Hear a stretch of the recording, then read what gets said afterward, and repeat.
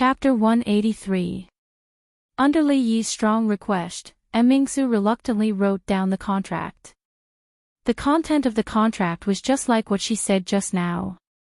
The contract would last for half a year. If Li Yi didn't neglect his duties and did what a county lieutenant was supposed to do, she would personally write a letter to allow him to resign after half a year. This condition was very lenient. Li Yi felt that he wouldn't do any worse than the previous county lieutenant Zhou. After half a year, he would be a good man again. With the receipt personally signed by the princess in his bosom, he immediately felt much more at ease. His dejection was swept away, and he was in high spirits. In an instant, the elegant scholar turned into a dignified and handsome county magistrate. Lu Rui's training over the past few days had been very effective. At the very least, when he was serious, he looked like a completely different person. Seeing the sudden change in him, Li Mingzhu's eyes flashed with a strange light, and then she found it a little funny. What made him change so much was not a reward, but actually allowing him to resign from his position. It was the first time that she saw such a strange official. Autumn was actually the season to collect land rent. However, the benevolent emperor exempted Qing and prefecture and the neighboring prefectures from taxes for 2 years.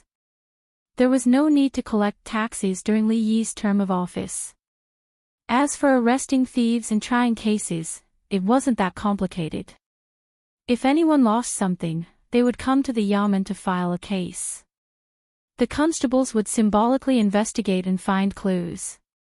Then, they would find the thieves and everyone would be happy. However, most cases couldn't be solved. After a long time, they would be left unsolved. The rate of solving cases was actually very low. In this aspect, there was no difference from the future. Unless it was a major case or a lawsuit that involved human life, it had to be treated seriously. However, if such a case really happened, the most anxious person should be County Magistrate Liu. As a county lieutenant, he only assisted the county magistrate in investigating the case, so he didn't make Li Yi worry too much. Fortunately, there weren't many cases like this, and there were only a few of them in a year.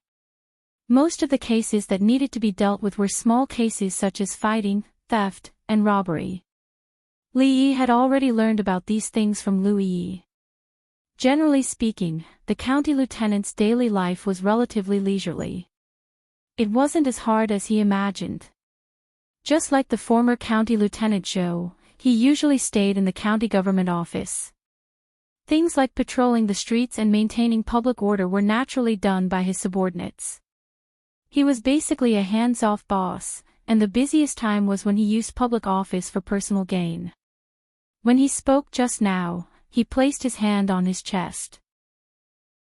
This is a very focused action, which means that what he said is very likely to be the truth. In the county jail, a man who was accused of theft was brought in.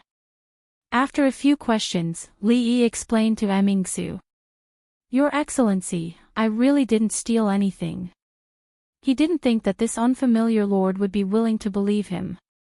When the man heard this, he was startled for a moment before saying with tears and mucus flowing down his face. "Of course, this is not absolute. It's just a possibility. But at least it can clear him of some suspicion and focus more attention elsewhere." As for the suspect just now, his answers seemed to be flawless, but when he was asked to tell the situation backward, he made a lot of mistakes, which means that he didn't do it at all. It's more likely that he was lying. Similarly, this can only be used as a reference, and specific evidence is still needed. Mingsu looked at the scribe next to her, who was writing at a fast speed and recording down every word that Li Yi had said just now. Although she hadn't figured out the basis of Li Yi's theory for the time being, it was undoubtedly correct. Just now, several suspects were baffled by his interlocking questions. In the end, they contradicted themselves and gave themselves away in their words, so they had no choice but to confess. This was obviously a gentler and more effective interrogation method. If it could be summarized into a book and implemented by the Ministry of Justice in all the government offices, it could greatly improve the efficiency of the trial, reduce the use of torture tools, and benefit the people. It would be a great contribution. She had already asked someone to record what Li Yi had said in the court last time. During this period of time, she had tested it on many people. Although it didn't match every time, it was proven in most cases. Did you think of all these things yourself? Mingsu looked at him, her beautiful eyes full of doubt. This magical method of distinguishing lies required a lot of experience and meticulous observation. If it was suggested by an experienced official, it would be barely acceptable, but with his age and experience, this matter was really suspicious. This matter, I have to start from a winter many years ago. Li Yi's face revealed a look of reminiscence. Later, when he left, to thank me for saving his life, the old man gave me an ancient book, which was written in the book. Li Yi used the name of the nameless old man again. Where's the book? Mingsu asked. I lost it. Li Yi replied without a blush or gasping for breath. Mingsu knew that she couldn't get any truth from him today, but it didn't matter.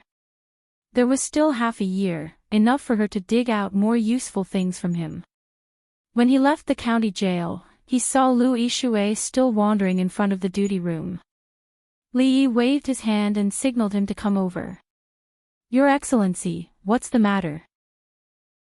Lu Yishui asked with a face full of smiles. Go and get a map of the prefecture city. On the first day of County Magistrate Li's office, all the yamen runners were gathered together. Arresterly had just announced that from that day on, they had to learn something every day. Every once in a while, there would be an assessment. Those who failed the assessment 3 times could pack up and go home. Although these yamen runners were also lowly people, because they worked in the yamen, they usually had to bow and scrape to the officials. In front of the ordinary people, they could be regarded as half an official. No one wanted to lose this ancestral rice bowl. In addition, County Magistrate Li also set some new rules. When they went out to patrol the streets, they would no longer wander aimlessly. County Magistrate Li divided the prefecture city into small areas, and each of them had their own jurisdiction. They only needed to be responsible for the security of their respective areas. This seemed to be a little easier, but everyone knew in their hearts that although they had a clearer division of labor, their responsibilities were also clearer. They could no longer have the thought of idling around in the yamen by doing errands in the yamen. Some people were happy, while some were worried. Lu Yishui, who had been promoted by County Magistrate Lu to be the monitor, was one of the happy ones.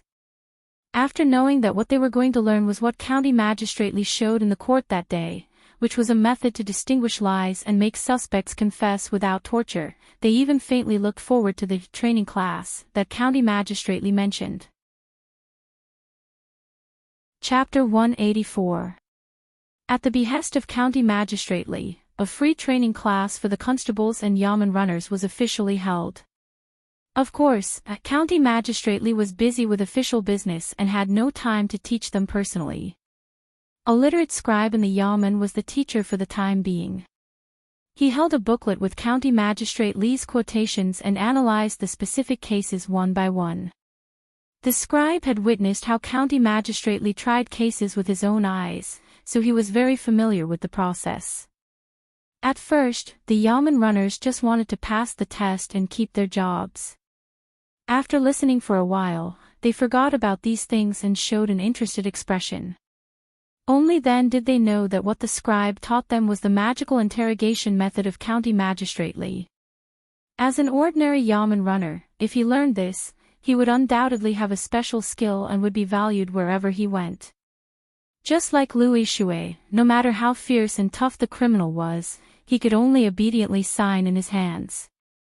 During this period of time, he had made many outstanding achievements and had become the right-hand man of County Magistrate Lu. Half a month ago, he was just an ordinary yamen runner like them, but now he had become a monitor, which was envied by everyone. Of course, they didn't have Lu Yishui's talent, so they could only make up for it with hard work. It was impossible for them to become a monitor. It was their short-term goal to be valued by County Magistrate Lee or County Magistrate Liu. The training class before him was undoubtedly a rare opportunity. Daniel, tell me honestly, did you go to the brothel again last night? During the break, a skinny yamen runner suddenly turned his head and asked another yamen runner. Nonsense, I went home directly after leaving the yamen office yesterday. The yamen runner called Daniel was stunned for a while, then his face turned red and he said with a flushed face. Hee, you still dare to say no? You stuttered and didn't dare to look at me. The county magistrate said that you were lying. Since we are all men, we won't laugh at you. I just want to see if the method taught by the county magistrate is effective. The yamen runner had already understood the situation when he saw the yamen runner's expression, so he laughed and said, I didn't go. The yamen runner called Daniel controlled his emotions and said calmly. He thought to himself, why did County Magistrate Lee teach us these things? What secrets would we have in front of them in the future? Even if you don't tell us, we know. Another bailiff smiled mysteriously and said, the packet of aphrodisiac you secretly hid is gone. You must have gone to a brothel. There's no need to be so complicated.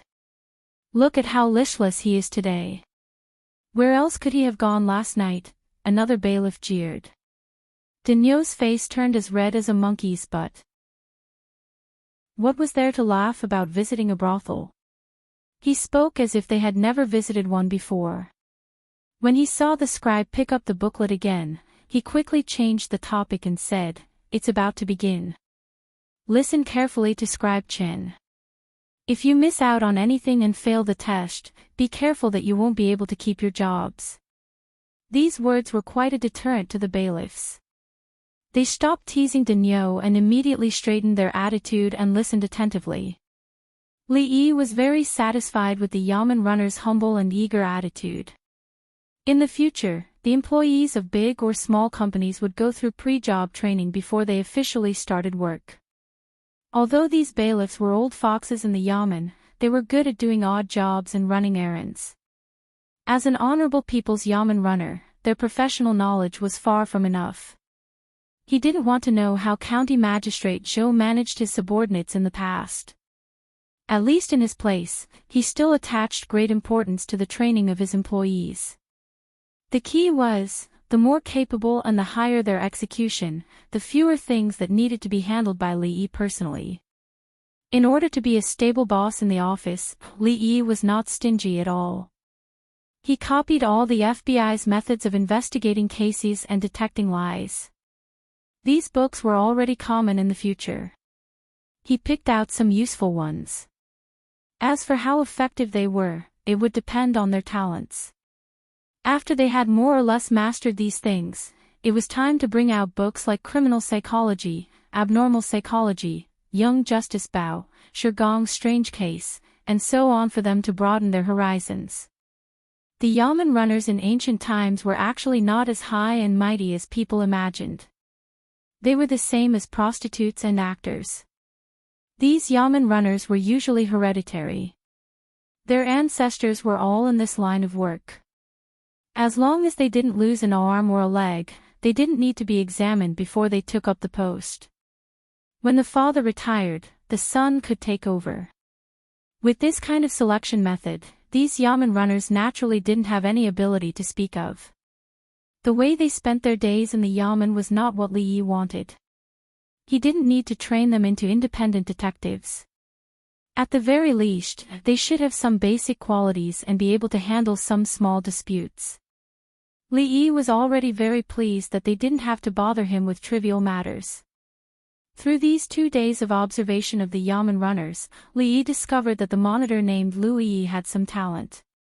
When it came to interrogation by torture, he could often understand it with just a hint. He could be trained to be his right-hand man or something. It should save him a lot of trouble in the future. After pondering for 2 days, he set these rules for these yamen runners. At the end of the day, he just wanted to be a lazy county officer. He divided the responsibilities bit by bit according to the small areas.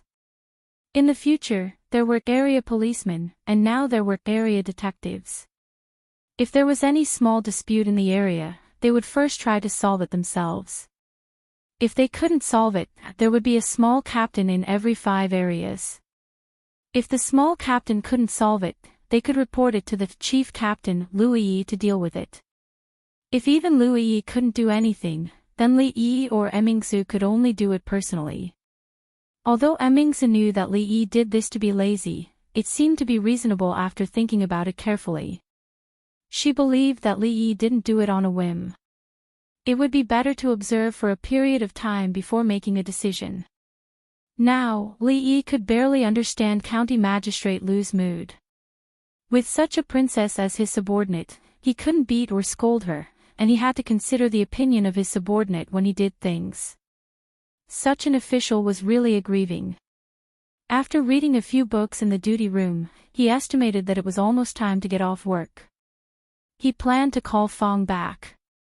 The moment he walked out of the door, he saw 2 yamen runners escorting a man in. Li originally planned to leave directly. When he saw the appearance of the man, he was slightly stunned and walked over there. County officer. Seeing him coming, the 2 yamen runners hurriedly saluted. The man raised his head and saw the young man in official uniform walking over. He was also stunned for a moment, and then a trace of joy appeared on his face. Chapter 185. What's going on? Li walked in front of the 2 bailiffs and pointed at the man. One of the runners was stunned for a moment, and then immediately said, "Your Excellency, this man hurt people maliciously. We caught him on the street and are about to take him to the county jail." Benefactor. At this time, the man also reacted. He looked at Li and said with surprise. When the 2 runners saw this scene, they were immediately puzzled. Could it be that he knew the county lieutenant? It's just a small matter. Don't mention the word benefactor anymore. Li waved his hand to the man, and then asked the 2 runners, "Tell me the details. What's going on?" The burly man in front of him was the man he met the last time on the street when he solved the silver theft case. That day, he was stolen by the middle-aged scholar, and the 2 of them were arguing endlessly over the ownership of the silver. In order to get away from Li Mingzhu, Li made a bet with him on this matter and unintentionally helped him. At this moment, he still had an impression of him. The man was very filial to his mother, and didn't seem to be a criminal. It was not easy to stay in the county jail. Even if he was not tortured, it would be uncomfortable to stay there for a few days. If it was not a big deal, it would be okay to let him go. Seeing that the county magistrate was interested in the case, the yamen runner immediately told him everything he knew. Only then did Li know that the reason why the man was arrested was that he had hurt a shop assistant in the medicine shop. It was said that the shop assistant was greedy for a small profit and sold moldy medicinal herbs to the man.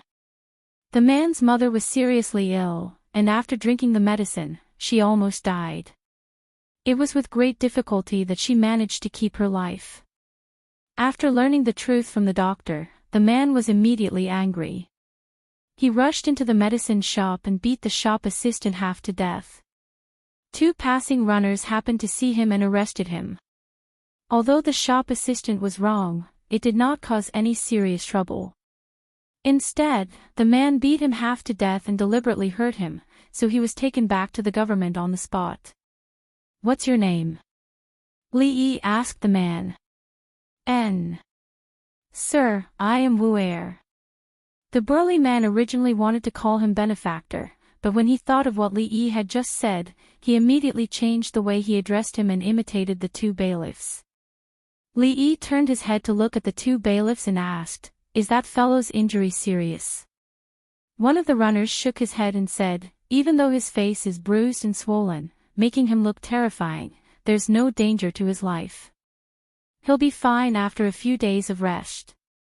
Li nodded his head and said, "Take him back to prison, and every day he will have to be fed 2 meals in prison."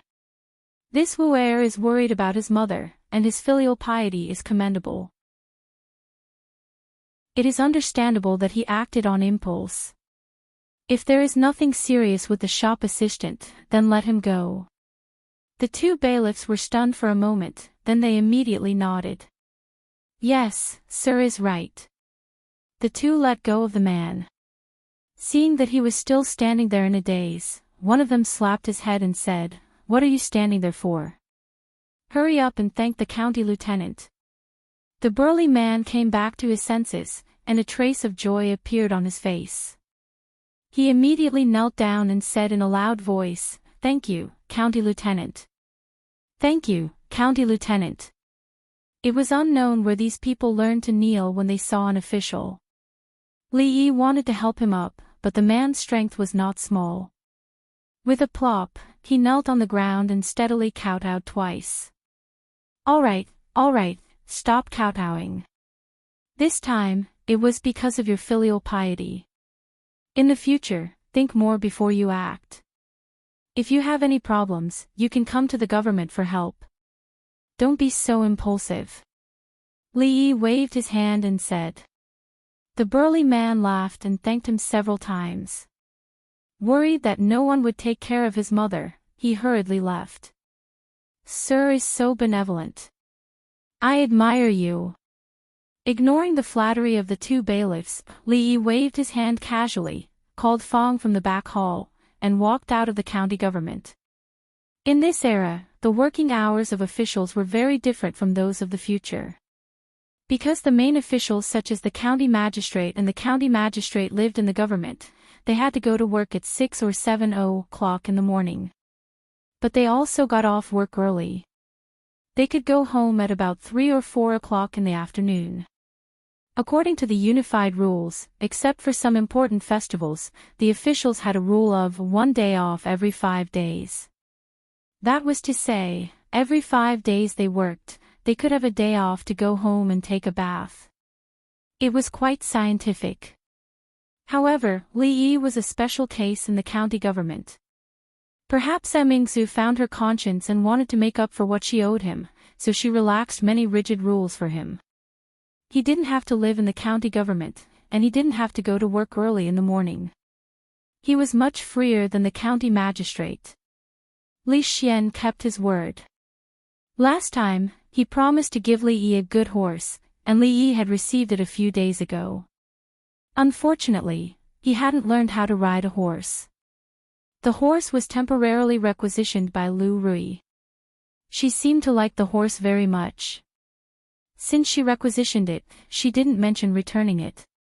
It was not only Li Yi's dream to ride a horse in fine clothes and travel the world with a sword. During this time, he had a lot of contact with Lu Rui. She liked the martial arts novels told by Li Yi the most. Every time Li Yi talked about those martial arts heroines, her eyes would shine. As his sister-in-law and martial arts coach, she had said that she would teach Li Yi how to ride a horse, and Li Yi had been looking forward to it for several days. He imagined that it must be very cool to ride a horse on the road in fine clothes. If he had a long sword like Lu Rui's, he might really look like a hero. Li Yi did not really like the saber that was given to him by his superiors. There was a saying that the sword was the leader of all weapons. In his impression, heroes usually used swords. When he thought of sabers, the first image that popped up in his mind should be a group of rugged men, each holding a large saber in their hands, rushing down the mountain, shouting, "This mountain is mine, this tree is planted by me." And so on. The feeling of incongruity was too strong. If there was a chance in the future, he would change to a sword. He always thought that Lu Rui looked very cool when she used a sword. Her expression was cold, and her sword was silent. If he was in Jianghu in the future, he could give himself a nickname of Deadly Fairy, which would probably shock a lot of people. Thinking about it carefully, the Princess Arrestor looked quite cool in her uniform with a knife on her waist. However, no one had ever seen her draw her knife. But thinking about the way she slashed around with her knife, no matter how cool she looked, it was all gone. After bargaining with Mingsu, Li Yi's life did not change much after he became the county lieutenant. He came down from Willow Village in the morning and went back in the afternoon. The only difference was that the place he stayed in during the day had changed from Rui Square to the county government office. It had just entered winter and it had not snowed yet, but the weather was already a little cold. When he went out in the morning, he told Xiao Huan to wait for him to come back in the afternoon for hot pot. At this time, they were probably already preparing. After walking into the village, Fong went back directly when he passed by the gate of his house. Li Yi continued to walk for a while. When he just stepped into the yard, he saw Sister Rui and Xiao Huan in the yard. Besides them, there was also a strange woman in the yard. The woman looked to be in her 30s or 40s. She wore colorful clothes and looked quite festive. At this time, she was saying something with a smile on her face. Seeing Xiao Huan running towards him, Li Yi looked at the woman with some doubts and asked, "Who is she?" The little maid showed a bitter expression and said in a low voice, "She is the official matchmaker. This time, she came to urge Second Miss to get married quickly. This year, she has been here several times." Chapter 186. Official Matchmaker. Li Yi was slightly taken aback by Xiao Huan's words. Previously, he had mistaken 10,000 gold as 10,000 taels of gold, which was extremely embarrassing. In order not to make such a low-level mistake again, he took some time to study the common sense of this world. Of course, this included etiquette, customs. Official matchmakers were also matchmakers, but they had an additional official identity compared to ordinary matchmakers. At this time, although there was no birth control, the population was still very small. Medical standards were still limited, and the average lifespan of people was not long. It was considered lucky to live to 50 years old. Every additional day of life was a blessing from God. If the population base could not be increased, it would lead to many problems. Without a population, where could the country find people to farm? How could the country collect taxes? If there was a war, where could they find people to join the army? How could they resist the foreign enemies? How could they maintain the prosperity of the nation? Therefore, every king regarded increasing the population as the top priority of the country's development. Since a few hundred years ago, early marriage and early childbearing had become a law and regulation that encouraged more children. Those who had more children would be rewarded, and those who had fewer children would be punished. There was even a law that a girl's entire family would be imprisoned if she did not get married before the age of 15. Although the marriage laws of the Jing kingdom were not so harsh, under the encouragement of the government, everyone was working hard to get married and have children. You're a 17 or 18-year-old girl who's still waiting to get married. Isn't this dragging the country down? Therefore, in addition to ordinary matchmakers, the profession of official matchmaker was also born. Any profession, as long as it was related to the word official, was not that simple. The official matchmaker's responsibility was to respond to the call of the country to solve the lifelong problems of unmarried men and women of the right age. If the other party did not agree, they could even force them to be matched. Based on the concept of, if you don't want to get married, I'll help you, these official matchmakers traveled from village to village. When necessary, they could also force two single dogs of the right age to be together. Every time they did something good, not only would they receive a gift from the man's family, the government would also give them a certain reward. This greatly increased their enthusiasm. Lu Rui was 16 years old. In the future, she was still a young girl in her prime. However, in the current era, she was undoubtedly an old lady. This kind of old lady was naturally the focus of the official media. "Miss, it's not that I want to scold you, but you're not young anymore. How many women your age have children that can call mother? Look at you, how many times have I come to your house? How many marriages have I talked about? Why don't you get it? In the courtyard, the official matchmaker with a mole on the corner of her mouth was still talking incessantly. Lu Rui had a helpless look on her face. Lu Rui's gaze was fixed in front of her. Her eyes were wandering, and it was obvious that she was distracted. The official matchmaker's mouth did not stop. Suddenly, he asked curiously, "I remember that when I came last time, your sister wasn't married either. It's only been a few months. How did she get married? I wonder which matchmaker arranged it. Why didn't she register it with the authorities?" Her tone was a little regretful. She was responsible for the marriages of men and women of the right age in Willow Leaf Village and the nearby villages. If she could arrange a marriage, she would inevitably be rewarded. If someone else took it away, she would have nothing to do with it. If she knew which matchmaker was so unruly, she would definitely teach her a lesson next time. In this line of work, one must abide by the rules of this line of work. She could not stretch her hand too far. Lu Rui did not speak.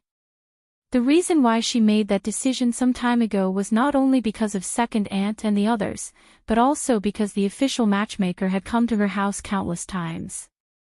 If it was delayed for a while, she was afraid that she would be fined.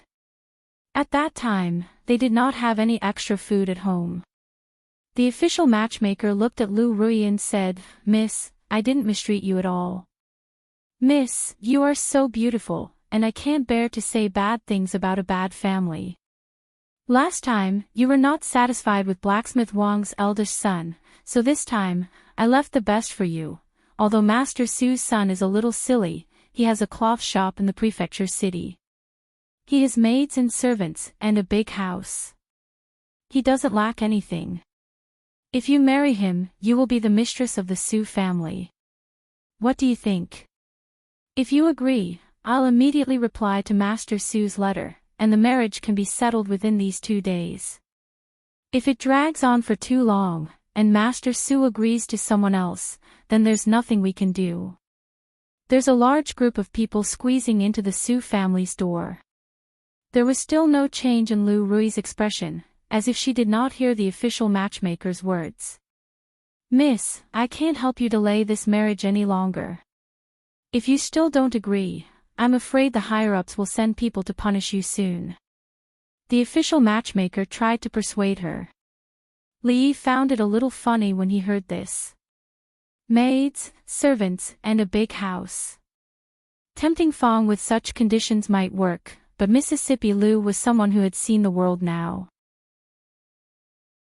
The money she had saved up was probably enough to empty out the cloth shop. The official matchmaker was originally confident about today's marriage. She knew the situation of the young lady's family. A few months ago, they were so poor that they could barely eat. Although the Su family was not a wealthy family, and it was an exaggeration to say that she would marry them and become the mistress of the Su family, at least she would not have to worry about food and clothing. Wouldn't it be 1,000 times better than here? As she thought about this, her gaze swept across the two sisters. Suddenly, her expression froze, and then astonishment appeared on her face. The last time she came, they were dressed in ordinary clothes. Today, these 2 sets of clothes were probably worth a lot of money. Looking at the hairpin in the elder sister's hair, she felt that it was vaguely familiar. After thinking for a while, she remembered that she had seen it at the most famous silver shop in the prefecture, Golden Jade Lane. It was worth at least a few dozen taels of silver.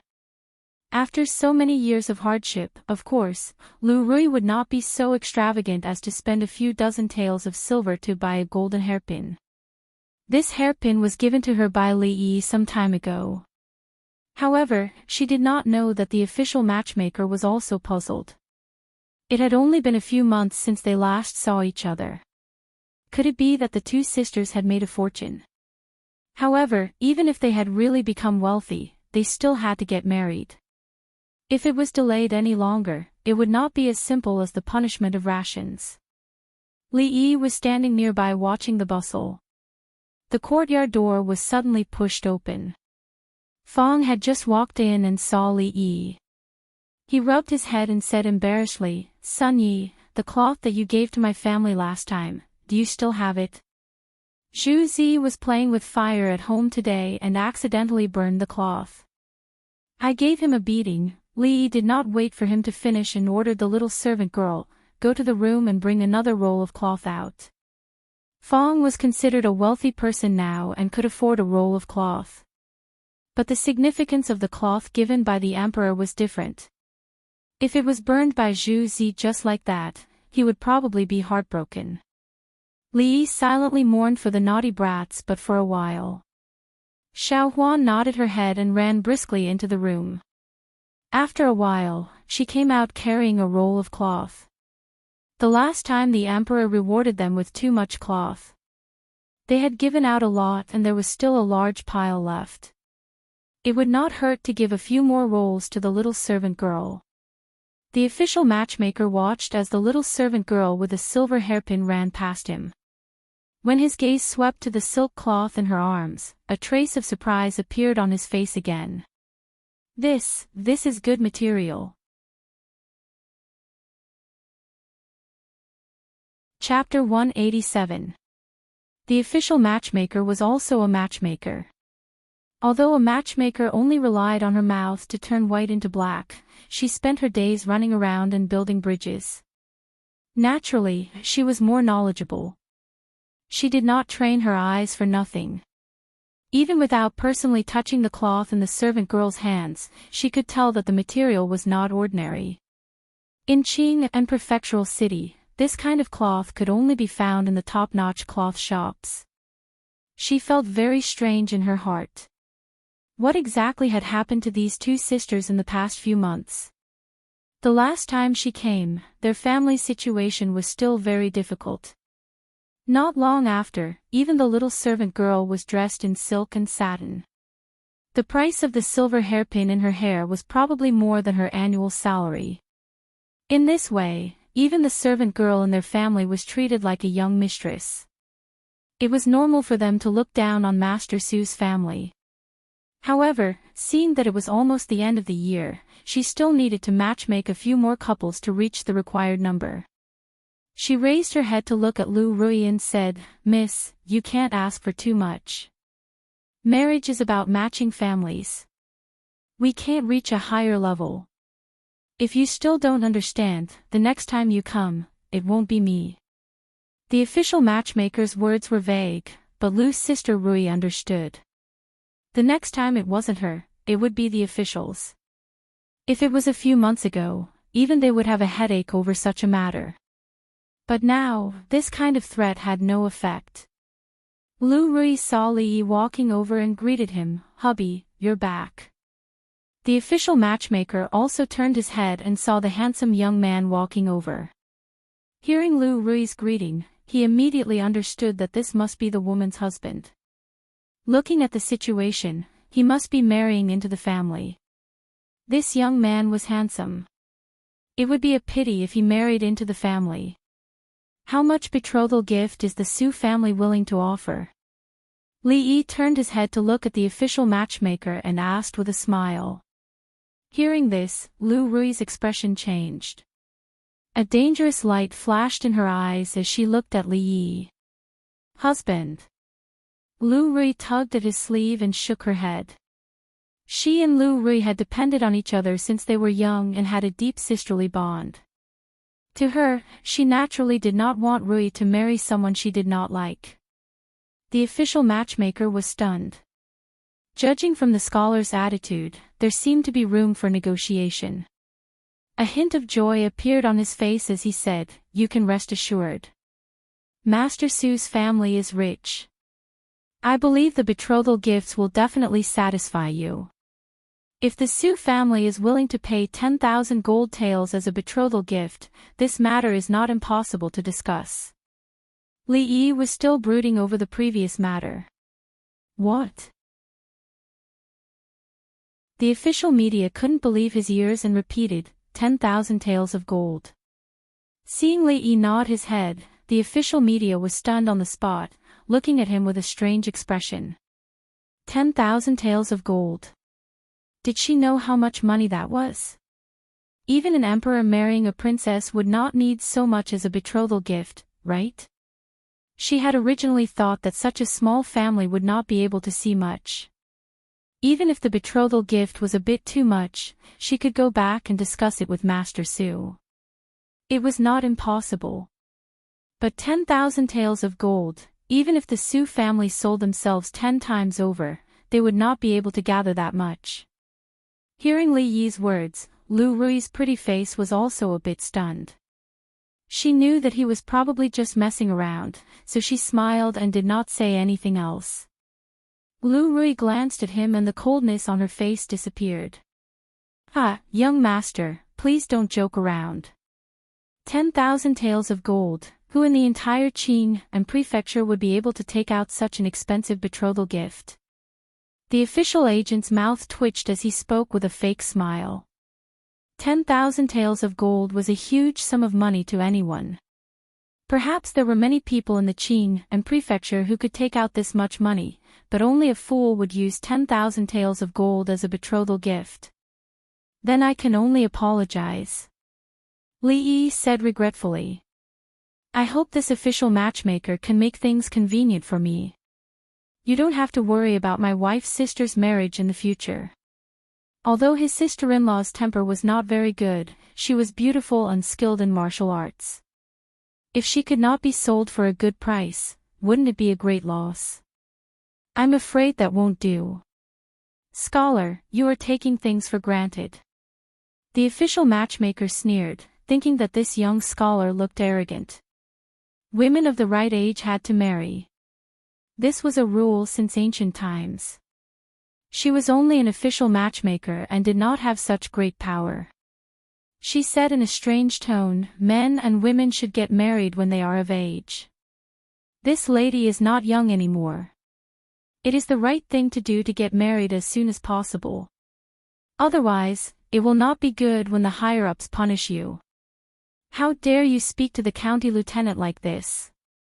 Old Fong took the piece of cloth from Xiao Huan and was about to leave when he heard the strange voice of the official media. His brows involuntarily sank as he strode over and said. He had been with Li Yi for the past 2 days and stayed in the yamen. Most of the people he came into contact with were the yamen runners and he had learned some things from them. Although this was not the yamen, this woman dared to laugh at the son-in-law. If the yamen runners were here, they would not let it go so easily. The official matchmaker was still sneering in her heart when she was suddenly startled by a big man who walked over and scolded her. When she came to her senses and was about to scold him, she suddenly remembered that he had just said, "County Lieutenant." She was shocked again. She had long heard that the previous county lieutenant Zhou had been removed from office and a new county lieutenant had come to the yamen, but she had never seen him before. Could it be this young man in front of her? Although she still had some doubts in her heart, she thought that no one would dare to fake this kind of thing. She looked at Li Yi with a slightly respectful expression and asked, You are the county lieutenant." Li Yi took out the county lieutenant's waist token and waved it in front of her. "Ah, it's all my fault for offending you just now. Please forgive me, Your Excellency." Seeing the waist token, the official matchmaker had no doubts in her heart and immediately said with a panicked expression. Before Li Yi spoke, she said again, "Don't worry, Your Excellency. This girl's marriage will be decided by herself. There will be no official matchmaker in the future, and the higher-ups will not send anyone to urge her." Thinking of what she had just said to the county lieutenant, the official matchmaker wanted to slap herself a few times. At this moment, she hurriedly said to make up for it. Although she did not have such power as an official matchmaker, as long as she revealed a little of the county lieutenant's intention, those people would definitely not dare to make things difficult for the county lieutenant's family. At this moment, Li Yi felt that it was not bad to have the identity of a county lieutenant. At least it would make many things more convenient. He waved his hand to the official matchmaker and said, "You just said that after getting married, where should we go to register?" "Don't worry, Your Excellency. After going back, I will take care of this matter properly," the official matchmaker said very sensibly. Who would have thought that this sister would be so lucky to have a relationship with the county lieutenant? If she had known earlier, she would not have dared to put on such an attitude just now. After being reminded by the official matchmaker just now, Li Yi realized that marriage also needed to be registered in this era. After thinking about it carefully, he realized that he and Rui had actually been an illegal couple for so long. Lu Rui's gaze froze when she saw him calmly talking to the official matchmaker about this matter, and the expression on her pretty face became slightly absent-minded. After registering with the government, they would be a real couple. Registering with the government required the birth date and horoscope. Li Yi converted it according to his birthday in his previous life. When he turned around, he saw Rui standing there in a daze. He stretched out his hand and waved it in front of her eyes. He asked doubtfully, "Rui, why are you in a daze?" "He's asking for your birth date and horoscope." Chapter 188. After seeing his waist token, the official media's attitude immediately took a 180-degree turn. He spoke politely and respectfully, and the wrinkles at the corner of his eyes could even blossom. Li Yi finally understood why the scholars in ancient times had sharpened their brains to drill into the officialdom. Realizing their life ambitions and serving the country were all said for others to hear. Of course, there was no lack of people who were really loyal to the emperor and loved their country, but most of them only cared about the limitless glory and the power in their hands after becoming an official. After all, even a small county lieutenant of the 8th rank could not be underestimated in a district or a county. No wonder so many people flocked to the imperial examinations every year. If they were lucky and could get an official position, they could bring honor to their ancestors and reach the pinnacle of life. If it wasn't for the fact that he had lived 2 lives and was used to being lazy, not wanting to be restrained by the rules and regulations of the officialdom, and not having much pursuit for these things, he might not be able to resist the temptation of being called county lieutenant by so many people for a long time. After the official media finished asking what he needed to ask, he immediately took his leave. He was afraid that everything would be settled by the next morning. Before she came, Xiaohuan had already prepared the charcoal stove. After such a long delay, the stove fire had long been extinguished, so she hurriedly went to light the fire. As usual, the mutton was cut by Lu Rui. The knife in her hand danced up and down at an extremely fast speed. Li Yi could not see her movements clearly, but the mutton she cut was as thin as a cicada's wing. The knife skills were exquisite, which made him extremely envious. After washing the vegetables with Lu Rui outside, the stove fire was also blazing. They first put some in the pot, and the whole family waited patiently around the stove. Li Yi would teach Xiaohuan a new dish every few days. Most of the time, Lu Rui would also follow along and learn. Now was not like a few months ago. Every meal was porridge and white flour. Even on normal days, the meals were exceptionally sumptuous, but to say the most popular was still the hot pot. Whether it was the ancients or the modern people, this thing had a mysterious charm, especially in the cold season. It was even more comfortable to eat. After a few days, when it was snowing and freezing outside, the whole family would gather around the stove to eat hot pot. That was the true enjoyment. Old Fong became addicted to it after freeloading for a meal. He made a mandarin duck pot from a blacksmith in the prefectural city, took it home, and poured all the meat, vegetables, seasonings, oil, salt, soy sauce, vinegar, and so on into it. Halfway through, Zhu couldn't help but vomit after taking the first bite. "Little brat, how long has it been, and your mouth has become so picky?" Fong frowned and kicked the brat's butt. He picked up the chopsticks and scooped a mouthful of bloody mutton from the pot, chewed it a few times, and vomited it without swallowing it. Later, he realized that there might be some tricks in this thing that he hadn't figured out, and he couldn't bring himself to do it, so he sent his wife to ask Xiaohuan. Before he left, he brought back some of Li Yi's homemade hot pot base. Since then, Fong's internal heat hadn't gotten better, and he always had the smell of mutton on him. Every day, He followed Li Yi back and forth between the prefectural city and the stockade village, and Li Yi usually kept a sufficient distance from him. Today, when they were eating hot pot, Lu Rui didn't fight with him, which was rare. Li Yi thought that she had finally listened to the etiquette of hot pot that he had painstakingly taught her, and he was very pleased. In the days when he first came to this world, the biggest problem he faced was how to fill his stomach. It wasn't enough to fill his stomach, and he also needed to solve the problem of feeding his family.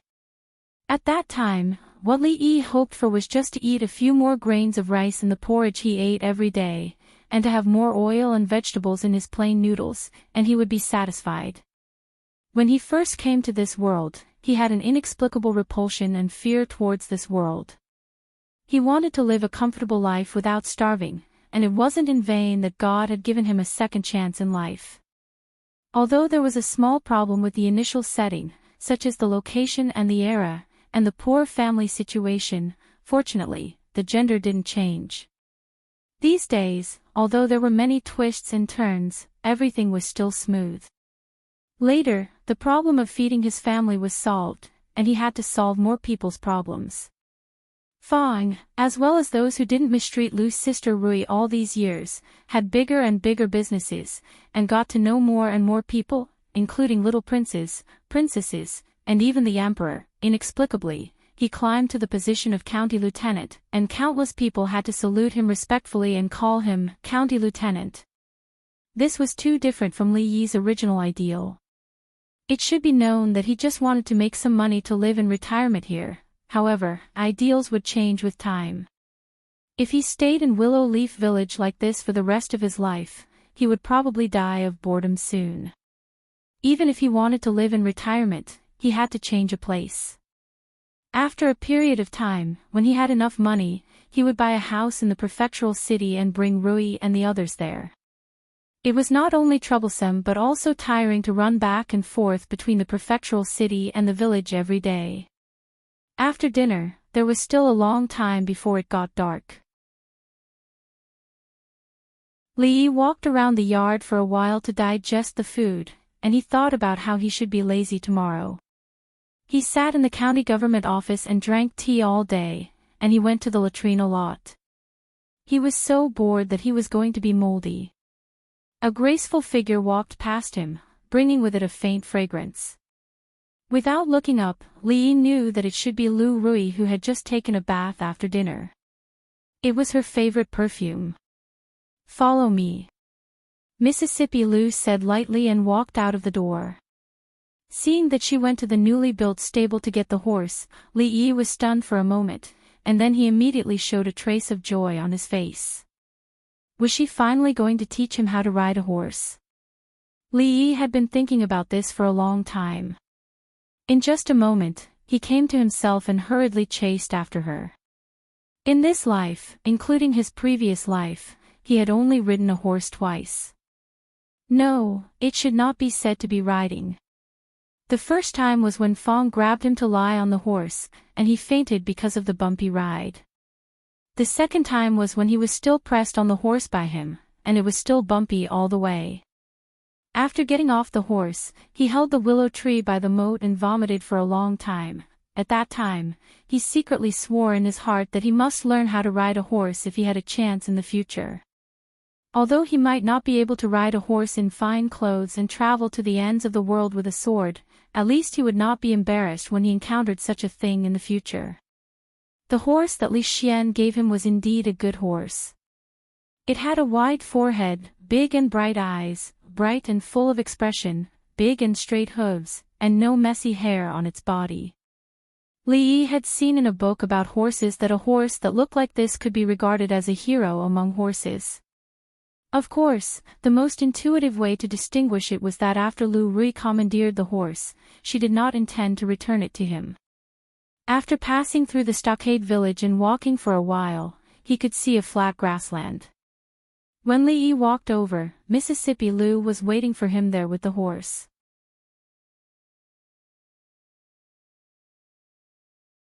Chapter 189. When Li Xian ordered the servants of the prince's mansion to send the horse over, the saddle and other supporting facilities were very complete. Try to get on the horse first. Seeing Li Yi walking over, Lu Rui handed the reins in her hands to him. Li Yi took the reins from her hands and looked a little dazed. Just like that. He had read those books about riding. Before getting on the horse, shouldn't one first familiarize himself with the horse and then try to get on it so that the horse wouldn't be scared and put himself in unnecessary danger? Forcing himself on the horse, it didn't seem right. If the horse went crazy after he got on it, it would be a tragedy. Li Yi didn't think that he could subdue a crazy horse with his current strength. This horse is docile, it won't be dangerous. Lu Rui seemed to see through his thoughts and said calmly. Being looked down upon by Mississippi Lu, as a man, of course, he couldn't show his timidity. Li Yi grabbed the reins and the mane at the root of the horse's neck. He stepped on the pedal and with a little force, he flipped himself over. He was no longer a weak scholar now. This set of movements was smooth and elegant. However, before he could sit firmly on the horse's back, the horse let out a long neigh and jumped high with its front hooves. Li Yi lost his balance and fell backward. Fortunately, he had some skills now. He held the reins firmly and clamped his legs tightly on the horse's abdomen. The falling momentum slowed down and his body stabilized again. He thought that this posture must be very cool. It would be great if someone could take a picture from afar so that such a cool posture could be preserved forever. While he was thinking, a white shadow soared into the sky and landed steadily on the horse's back behind him. Lu Rui slapped the horse's abdomen. The horse let out another long neigh and actually quieted down. Seeing that the fellow under him had finally calmed down, Li Yi heaved a sigh of relief in his heart, but his face was a little dark. This horse actually knew how to bully the weak and fear the strong. If he were to ride on it, it would want to throw him off its back. If it were Lu Rui, he would be as obedient as a grandchild and would not move at all. Wasn't he looking down on them? Hold the reins tight and clamp the horse's belly. Lu Rui reminded him and patted the horse's belly lightly. Li Yi then realized that this guy who bullied the weak and feared the strong started to trot. Riding on a horse was not as comfortable as Li Yi had imagined. The ride was very bumpy. In his previous life, he had even gotten dizzy from taking public transportation. However, the problem of carsick did not seem to be brought to this place, so he did not feel much discomfort. Lu Rui was explaining the technical essentials of horseback riding to him in detail, but Li Yi was not in the mood to listen. The space on a horse's back was originally small, so it was a little crowded for two people to ride on it. Even if Lu Rui deliberately kept a distance from him, their bodies would inevitably touch each other due to the bumpy ride. Feeling the soft feeling on his back from time to time, Li Yi was surprised. This little girl usually looked like she did not show anything, but in fact, she was quite sexy. He had underestimated her in the past. Then, he, who was not uncomfortable at first, gradually began to feel uncomfortable. Do you remember what I said just now? Lu Rui asked after telling him all the important details. Ah, what? Li Yi came back to his senses and then remembered that he did not remember a word of what Lu Rui told him just now. Lu Rui frowned slightly and realized that his mind was not on this at all. Just when she was about to speak, the horse suddenly stopped. She subconsciously tightened her grip on the horse's belly, but her body still leaned forward a lot. Her whole body was lying on the back of Li Yi. Feeling the softness on his back, Li Yi was a little stunned. He was sitting in front and saw an irrigation ditch in front of him. He thought that the horse would stop soon, so he was prepared and did not lose his balance. But then, Lu Rui's body pressed tightly against him. There was only one thought in his mind at this moment. Before today, he really underestimated her. This sudden situation was also unexpected for Lu Rui. When she realized that her chest was pressed tightly against Li Yi's back, she thought that along the way just now, it seemed that a rare trace of embarrassment appeared on her cold face. The next moment, she jumped off the horse's back. When the feeling on his back disappeared, Li Yi felt a sense of loss. He pulled the reins, and the horse suddenly turned around. When Li Yi looked up, he could only see a white shadow floating into the distance. "Where are you going?" he shouted. The shadow paused for a moment, then disappeared even faster. "Wait a minute, come back, at least tell me how to get off the horse." After a while, when the white shadow completely disappeared from his sight, Li Yi stared blankly in that direction and murmured, "It's still separated by clothes, it can't be." He sighed and took one of his feet out of the stirrup. Just when he was about to jump off the horse suddenly jogged forward. Li Yi almost fell off the horse. He quickly retracted his feet and clamped his legs tightly on the horse's belly. He could not help but curse in his heart, "This bastard, he's here again." From afar, he saw a group of naughty children rolling on the other side of the grass. Li Yi shouted loudly, "Lu Xiaohu, go and get your sister Rui to come over." It was Lu Xiaohu's first time seeing a teacher riding a horse. After a moment of shock, he nodded his head and ran in the direction of the village. When Lu Xiaohu called for help, Li Yi was still lying on the back of the horse that was running around. Lu Rui was stunned at first, then she jumped over the horse's back and easily grabbed Li Yi's shoulder, bringing him down from the horse. At the same time, she held the horse's reins with her other hand. The horse still wanted to run around, but it could not break free from the reins in her hand. After Lu Rui glanced at it, the horse that was running around immediately calmed down. Since ancient times, it had always been the hero saving the beauty. Today, the beauty saving the hero. Li Yi looked at the horse that had calmed down in Lu Rui's hands. He had some doubts in his heart. Did this guy have intermittent mental illness? Did he go crazy as long as he was alone on the horse? He no longer wanted to ride a horse. He heard that horse meat tasted pretty good. He wondered how it would taste in hot pot. Would it taste better than mutton? If there was a chance, he must try it. His first attempt at learning how to ride a horse ended in failure.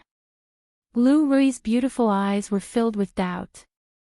Just now, Rui said that she would teach Li Yi how to ride a horse, but now there was no trace of her. However, she had always been like this since she was young. She did not have the patience to do things. Next time, it would be better for her to teach him personally. After tying the horse back into the stable, Li Yi saw Xiao Huan walking over with a bundle of straw. He called out to her. "Son-in-law, what's the matter?" The servant girl looked up at him. "Put the straw back first." "Why?" The servant girl blinked her big eyes and looked at him. "Right now is the time to feed the horse. Let's starve it for 3 days first." A trace of anger appeared on Li Yi's face as he said through gritted teeth.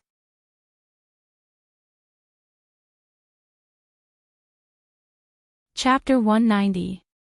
Xiao Huan had always been obedient to Li Yi's words. Although she was still puzzled as to why the son-in-law wanted to starve the horse for 3 days, she knew that the son-in-law was right, so she put the horse straw back. Lu Rui walked in from outside and watched as the servant girl walked back with the straw in her arms. She asked, "Xiao Huan, has the horse been fed?" The son-in-law said to starve it for 3 days. The servant girl shook her head and said, "Give me the straw. You can go back to your work." Lu Rui took the straw from her hands and walked towards the stable. "Oh," the servant girl responded.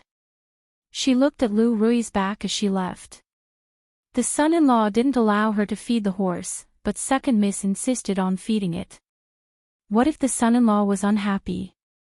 Forget it. She didn't want to think about it anymore. She would let the son-in-law and second miss solve this matter themselves.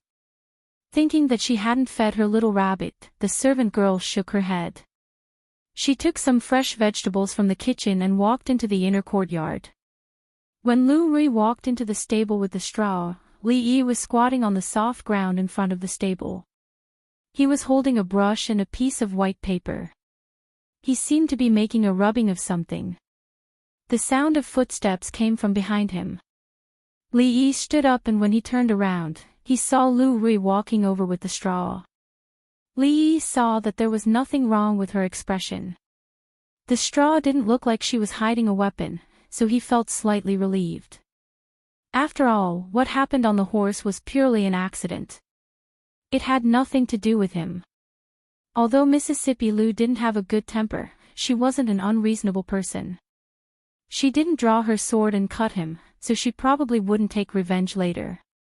However, just in case, it was better to confirm it first. He looked at her warily and asked, "About what happened just now?" "I didn't." "Shut up." Lu Rui pretended as if nothing had happened. She did not want Li Yi to mention this matter. A trace of blush appeared on her pretty face again. She threw the straw into the food trough and glared fiercely at Li Yi before turning around and leaving. This time, Li Yi was finally relieved. It seemed that Mississippi Lu really didn't intend to care about this matter. However, it was the first time that he saw her blushing pretty face. The heroine of a generation turned into a shy little girl. Li Yi really couldn't adapt to it in a short time. In the stable, the crazy horse that bullied the weak and feared the strong was eating the straw and snorting. Li Yi raised his head and glanced at it. This time, for the sake of Rui, he would let it go. If it didn't know what was good for it next time, he would starve it for 3 days first. Otherwise, it wouldn't know how many eyes the Horse King had. With white paper and a brush, he drew the horse's hoof prints according to the real size on the soft mud around the stable and ordered some horseshoes from the blacksmith. Although this horse didn't give him much face, it was undeniably a good horse. It would be a pity if the horseshoes were worn out. The blacksmith's craftsmanship was good. Li Yi told him the requirements and got 4 horseshoes the next day. Out of professional habit, the blacksmith didn't ask Li Yi about the use of these things. He had been a blacksmith for many years, so he certainly knew the rules of the trade. Fong held 4 strange things in his hand and asked in confusion, "Young master, what are these for?" "Horseshoes." "What's this thing?" The doubts on Fong's face were deeper. "What is horseshoes?" Listening to the name, this thing seems to have something to do with horses. However, Fong has the experience of raising horses and is no stranger to things related to horses, but he has never heard of horseshoes. It's the shoes for horses to wear. There are no horseshoes in this world, so it's no wonder that Fong has no knowledge. Li Yi explained to him. "What?" Fong stopped suddenly and couldn't believe his ears. He looked at Li Yi and asked, "Horses need to wear shoes?" "After living for decades, I only know that people need to wear shoes, but I have never heard of horses wearing shoes. Isn't this a joke? We both run on the ground. You need to wear shoes. Why don't horses need them?" Li Yi looked at him and asked. Fong wanted to scold, "Nonsense," but he held it back before he could say it. "Walking barefoot without shoes will grind your feet. Stepping on stones will hurt you. Horses don't know pain, so why wear shoes?" Fong said confidently. He suspected that the young master was bewitched today. He suddenly wanted to put shoes on horses, and would he have the idea of beating cows and sheep in a few days? "You also know how to grind your feet. Horses run much more than you do. After a long time, the horse's hooves will be worn out, and the horse will be useless." Fong was stunned for a moment and said, "Young master, that's unnecessary. That horse only runs back and forth between the prefectural city and the stockade every day. It's only a few miles, and the worn-out hooves will grow back. But, according to what you said, the war horses in the army are often used, and the speed at which their hooves grow can't keep up with the speed at which they're worn out, so it's necessary to wear shoes." This time, Fong understood what Li Yi meant. He used to raise horses and knew that horses had to be used in moderation. If a horse was tied in the stable all day and not taken out to run, the horse's hooves would grow deformed. If it ran for a long time every day, the horse's hooves would be worn out. The former could still be saved, but the latter could only become useless. The young master's method was very good. After his reminder, Fong already understood that this strange thing probably needed to be nailed to the horse's hooves. Although the horse at home couldn't use this method, if the warhorses in the army had this treasure, they would no longer have to worry about the horse's hooves being worn out. After listening to Fong's words, Li Yi was stunned for a moment. He only remembered that in the novels he read in the past, the protagonist invented horseshoes and immediately shocked the emperors and ministers. They would exclaim that such a simple method had never been thought of before, and they would be rewarded with money and an official position. He subconsciously thought that all horses should be nailed to the horse's hooves. After listening to Fong's words, it seemed that he really made an unnecessary move this time. However, since the horse's hooves had been nailed, it would be a waste of the money paid to the blacksmith if he didn't put it on the horse. 2 days ago, this guy had lost face in front of Rui. Later, he would ask the yamen runners to help tie this guy up and nail the horse's hooves. Presumably, this guy who bullied the weak and feared the strong had never seen such a situation. It was scared half to death. If it still behaved atrociously in front of him next time, he would eat horse meat hot pot in front of it. When Li Yi and Fong went down the mountain this time, they deliberately brought the horse down to nail the horse's hooves. In the open space not far from the county yamen, with the help of Fong, the yamen runners easily put down the horse and tied it up with its hooves facing the sky. The huge horse's eyes were full of fear and it let out a long neigh. However, its 4 feet were tied up and there were so many people around it that it couldn't struggle even if it wanted to. When Fong was about to nail the horse's hooves according to the method Li Yi said, a voice suddenly came from behind. "What are you doing here?" A woman wearing a yamen runner's uniform walked over.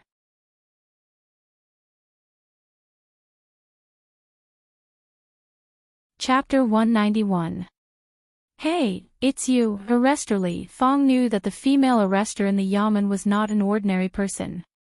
Li Yi had also specifically warned him not to provoke her. Fong stopped what he was doing, turned around, and explained with a smile, "Young master said that if we nail the horse's hooves, we won't have to worry about the horse's hooves being worn out." Mingzu watched as the yamen runners held down the horse. The man who had been following Li Yi stuck a strangely shaped iron piece on the horse's hooves one by one and fixed it with iron nails. He stood there and fell into deep thought. The maintenance and replacement of horses in the army cost a lot of money every year. More than 90% of horses were scrapped because their hooves were too worn out. Without hooves, horses naturally could not charge and break through enemy lines.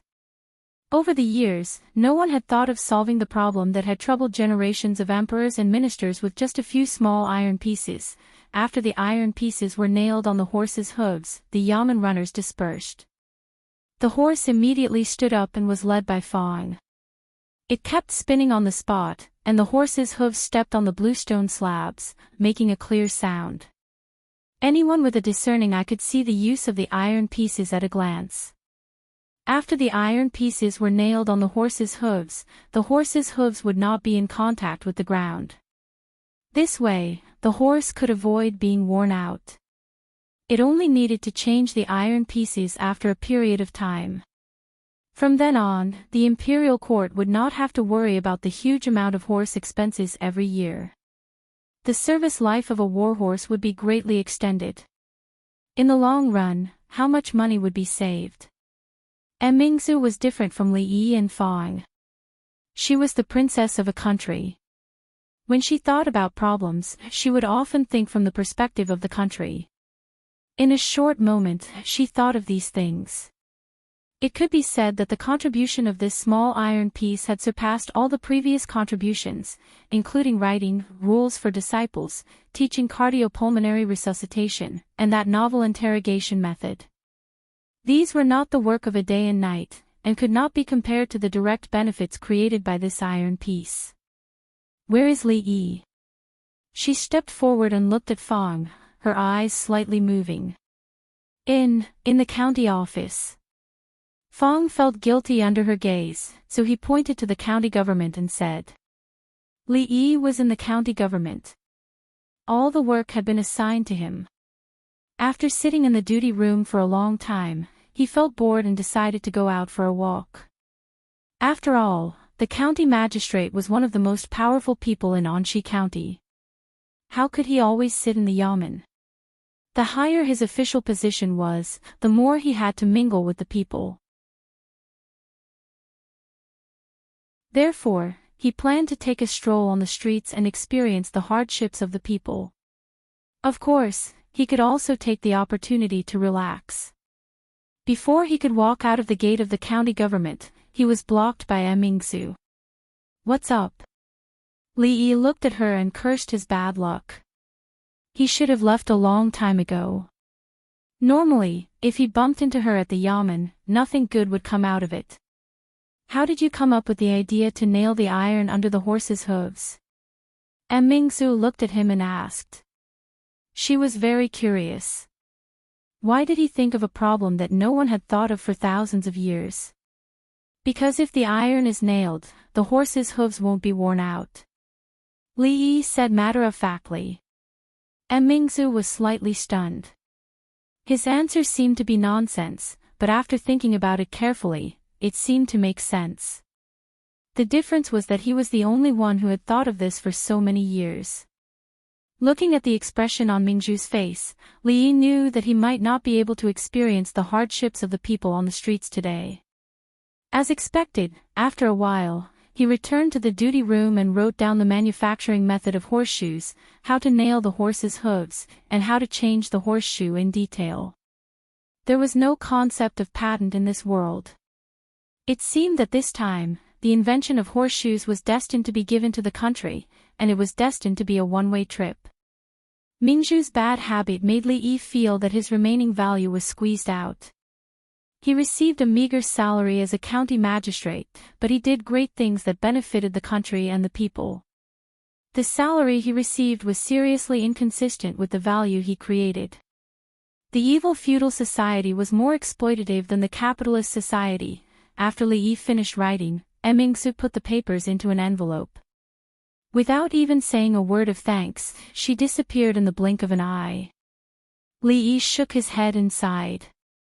At the same time, he lamented that he had met the princess. Send this letter to the capital at the fastest possible speed and hand it over to Imperial Father personally.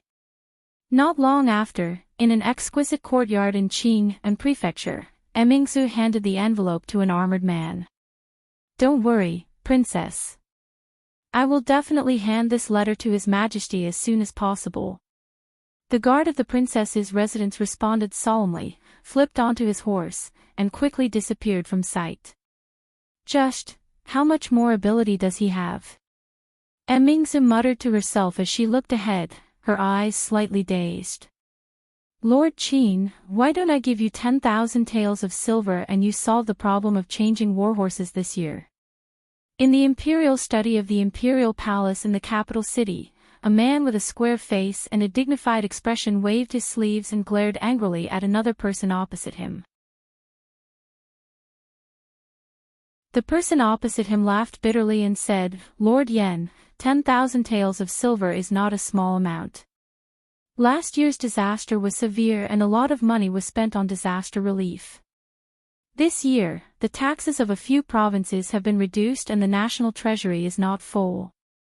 Besides, a few days ago, the Ministry of War has already allocated 100,000 taels of silver. Now that Lord Yen is asking for 50,000 taels of silver, where do we have that much money to give you? The man frowned and said, that 100,000 taels of silver is the army's provisions and pay. Don't confuse it with this matter. Lord Yen, please don't make things difficult for the Ministry of Revenue. 10,000 taels of silver is the limit we can give. The Minister of Revenue looked at the man opposite him and showed no signs of relenting. The man huffed coldly and said, recently, the border has been in a state of emergency several times. Sooner or later, we will have to go to war with the Qi kingdom. At this critical juncture, our Jing kingdom doesn't even have usable warhorses. Don't tell me Lord Qin doesn't know the importance of this matter. Hearing this, the Minister of Revenue did not say anything else. He could not bear the consequences and looked pleadingly at Emperor Jing, who was sitting at the top. In the imperial study, Emperor Jing watched the two ministers of the Ministry of War and the Ministry of Revenue oppose each other. Neither was willing to give in to the other.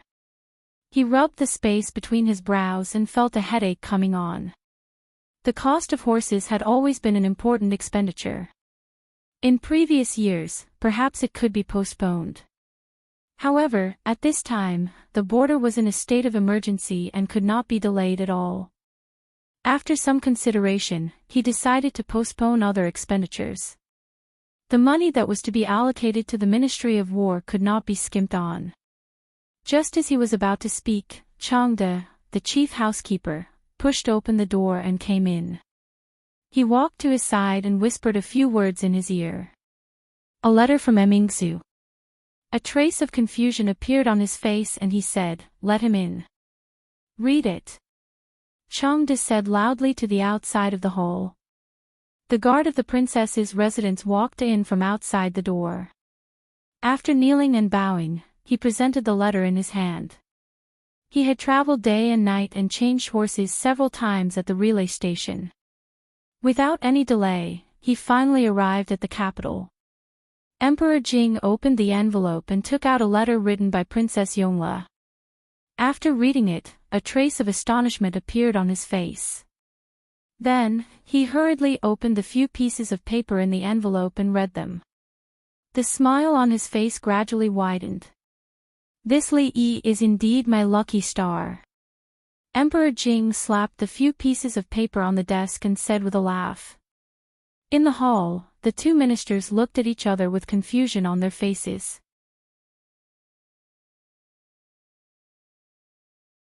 Chapter 192. Cough, cough. In the end, Jing Emperor was suffering from asthma. Now that he had solved the difficult problem, he was happy and laughed a few times. However, he could not catch his breath and coughed violently. Changde's expression changed and hurried forward to support him. Jing Emperor stroked his chest.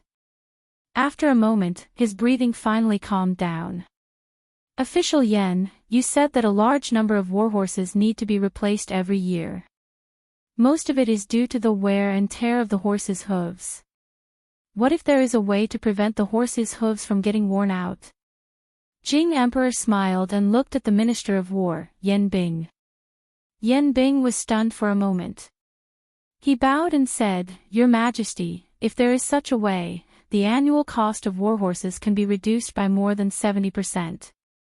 He paused and said, "It's just that, since ancient times, countless people have tried to prevent the horses' hooves from getting worn out, but no one has ever succeeded."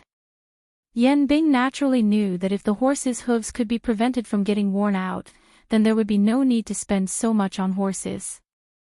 However, the problem was that for so many years, people in the Ministry of War had been studying and trying to solve this problem. They had done countless experiments, but all of them had ended in failure. If this matter was really as easy as His Majesty said, how could no one solve it for so long? "Changde, show these to official Yen." Jing Emperor smiled and handed him the paper with the strange pattern. Yan Bing took the pieces of paper from Changde's hands, feeling very puzzled.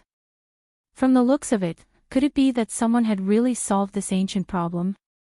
Full of curiosity and doubt, he cast his eyes on the paper. The first thing he saw was a strange pattern in the shape of a semicircle. He stretched out his index finger and thumb to make a gesture, and then continued to read the words below the pattern. "Horseshoe." He murmured and read in a low voice, "Nail this on the horse's hooves to avoid direct contact between the hooves and the ground. There is no need to worry about the horse's hooves getting worn out. If the horseshoe is damaged, just replace it with a new one." As his eyes moved down, Yan Bing held the paper and stared at the pattern on the paper. He was stunned. "It's so simple." At this time, he had forgotten that he was in the imperial study. His beard trembled and he couldn't help but say loudly. A problem that had troubled countless people for thousands of years could be easily solved with just a few small iron bars. Why hadn't he thought of this before? Moreover, after the hooves of the horses were equipped with iron bars, they would be able to adapt to even harsher environments. No matter how much gravel there was on the ground, as long as the hooves of the horses did not come into contact with the ground, they would not have to worry about the hooves being worn out or cracked. The safety of the cavalry and the warhorses would be guaranteed, and their battle strength would definitely rise to a new level. I don't know which hero came up with such a wonderful method, only using a few cheap iron bars. From now on, there will be no need to worry about the horses' hooves being worn out, and it can also save a lot of money for the national treasury. I congratulate your majesty. Yan Bing put away the paper and said excitedly. The Minister of Revenue saw that Yan Bing seemed to have changed into a different person. He didn't mention anything about the horse fairs at all. He was curious about the contents of the piece of paper. What could have made His Majesty and the Minister of War so agitated? I didn't expect that this time, he would solve a difficult problem for us, the ruler and the minister. Emperor Jing was in a good mood. He touched the short beard on his chin and said, I originally wanted to let him train there for a few years before transferring him to the capital. If I reward him again and again, I'm afraid that it will breed his arrogance. Forget it, I will remember this credit for him for the time being and calculate it all in the future. Chang De naturally knew who that Emperor Jing was talking about was, but the two ministers were confused. They only knew that the emperor attached great importance to this person who had come up with the plan and seemed to entrust him with great power in the future. They just didn't know who this person was. After all, they had been the ruler and the minister for so many years, but they had never seen His Majesty attach so much importance to anyone. Li Yi had waited for several days, but Emingsu did not mention anything about rewards. Well, this time he had really worked in vain again. Perhaps she treated a few small iron bars as treasures. The emperor and the court did not care about them at all. This woman had long hair and short knowledge. She made a fuss when she saw a novel thing and made him look forward to it for nothing. He thought that the emperor would reward him with a few acres of land and a few bolts of silk. Then, he would not have drawn those pictures and written those words in vain. It seemed that he had thought too much. It was really boring in the yamen. He changed into casual clothes and leisurely walked out of the yamen without asking Fang to follow him. Qing and Prefectural City was the center of Qing and Prefecture's culture, economy, politics. Anyway, it was the center of everything. Except for festivals, it was usually very lively. Li Yi wandered on the street, inspecting the people. Along the way, he saw many acquaintances. The Liu family's candied haws had now taken root in the prefectural city. On every street, there were Willow Leaf Village villagers holding candied haws. Most of them were from the Liu family. Sometimes, when they saw Li Yi, they would warmly greet him. Every day, they only needed to hold a stick full of candied haws and stand there. They didn't need to shout or hawk their wares, and business would automatically come to them. Every day, they would bring back a lot of copper coins. Such an easy way to make money, they didn't even dare to think about it a few months ago. Although they still had to hand over half of the profits, which made them uncomfortable, the remaining half was enough for them to live a comfortable life that they didn't even dare to think about before. Fang and the others were the first to sell candied haws. For a period of time, the business was handed over to their wives or trusted relatives. Now, the supplies of Rui workshop were all provided by the prince's mansion. The workshops in the village had stopped, so they were all free. Sometimes, they would come here to have a look and supervise.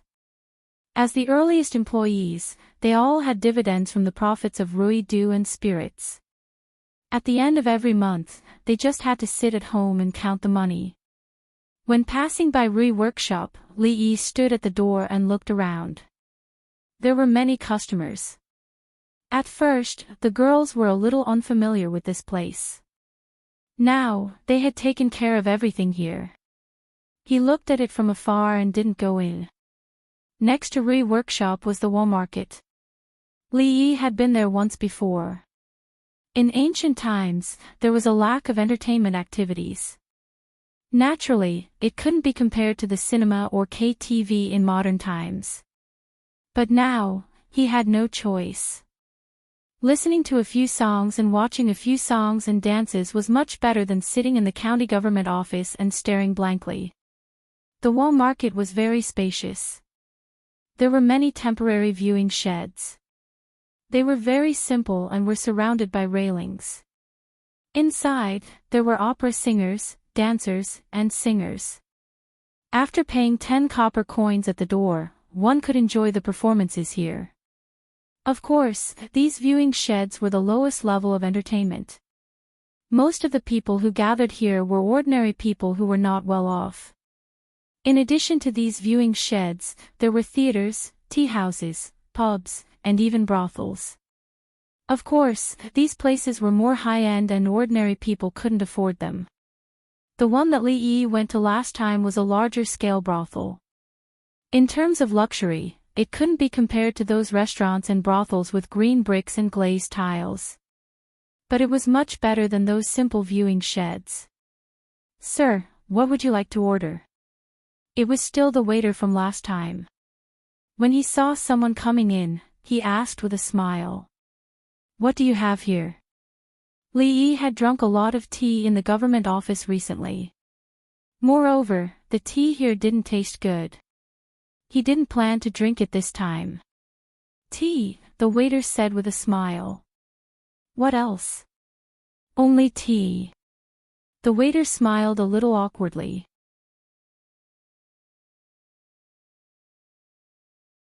Chapter 193.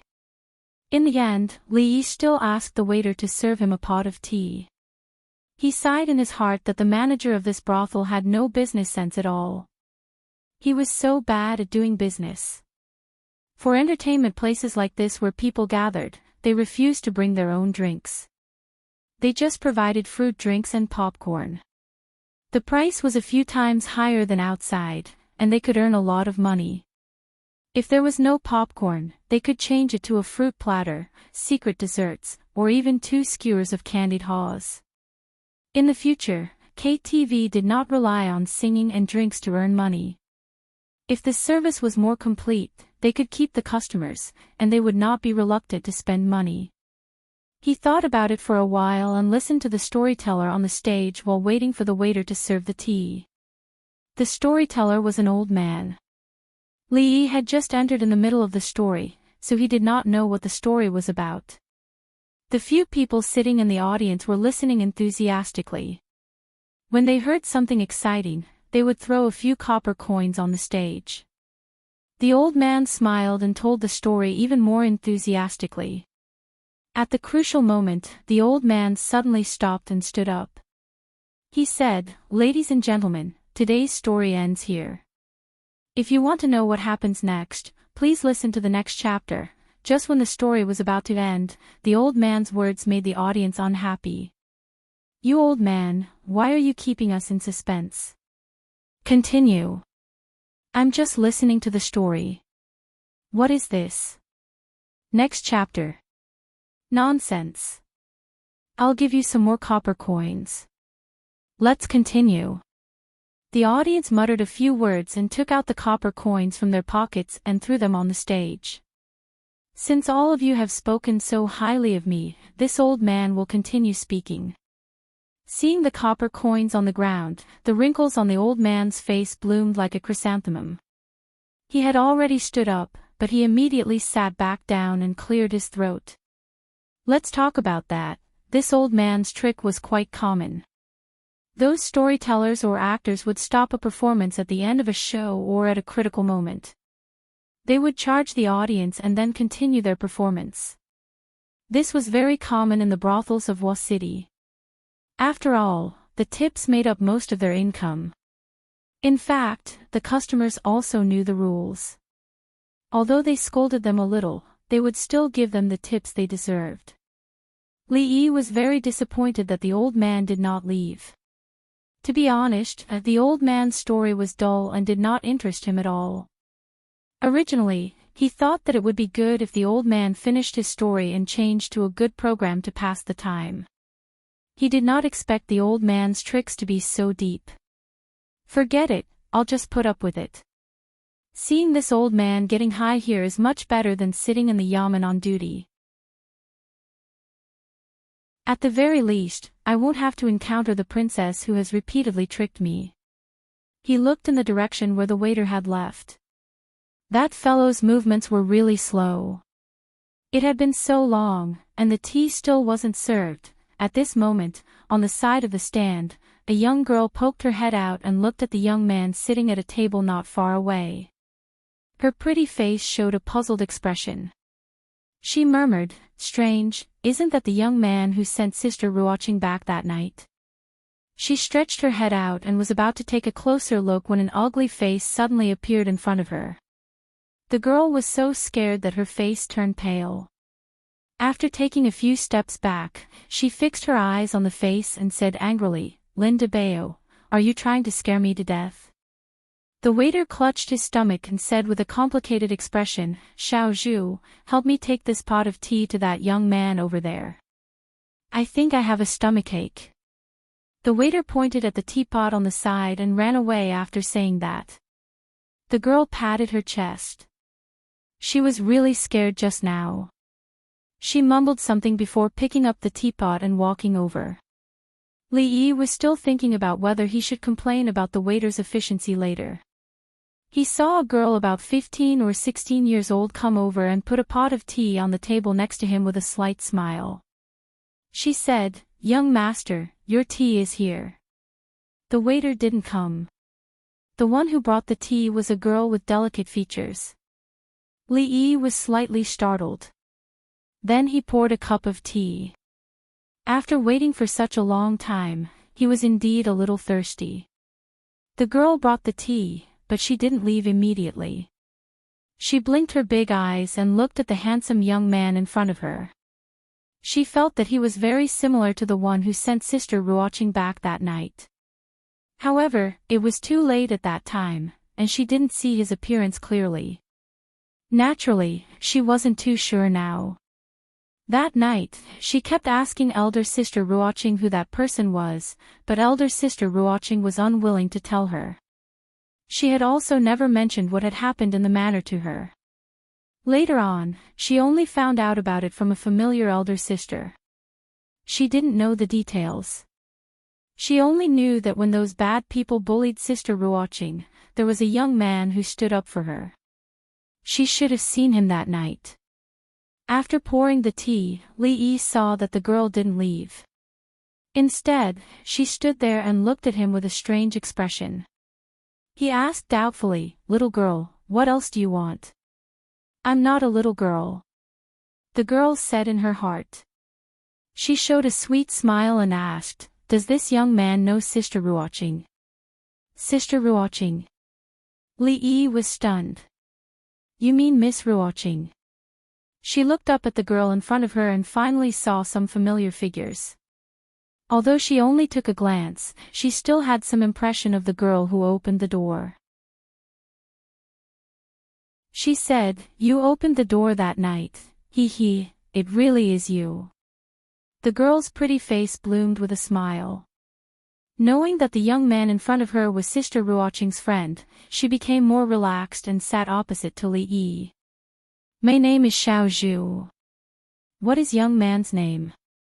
The girl heard about what happened in the prince's mansion that day from others. She had a good impression of the young man who helped Sister Ruoqing, so she took the initiative to talk to Li Yi. "Piglet." Li Yi didn't have time to tell the girl his name. He was surprised by the name, Piglet. How could such a lively girl have such a name? He didn't know what her parents were thinking. Although it was popular in this era to have a cheap name, but for a girl to have such a name, how much criticism must she have suffered since she grew up? The girl saw Li Yi's expression and knew what he was thinking. After all, since she was young, many people laughed at her because of this matter. Her real name was naturally not Xiao Zhu, but Qin Yuzhu. Only people who were familiar with her would call her that. Originally, she felt that this young man was handsome and familiar with Sister Ruoqing, so she was naturally closer to him. However, thinking that he actually misunderstood her name, the girl couldn't help but pout. Stupid young man, my name is Qin Yuzhu, the pearl of Zhuyu, not the kind with a long nose and big ears. She pouted and muttered a few words. Of course, the first 3 words were said in her heart. After listening to the girl's explanation, Li Yi realized that he misunderstood her name. In order to cover up his embarrassment, he took a sip of tea and asked, "When will this storytelling end? What's the next performance?" The girl wrinkled her nose and asked, "Is Grandpa's son's storytelling not good? It's just a so-so." The old man didn't have it easy, so Li Yi didn't belittle him too much and said casually, "Grandpa's son is the best storyteller in the brothel. His stories are also the most popular in the market. Many people like his storytelling. It's not ordinary." The girl was a little unhappy with what Li Yi said.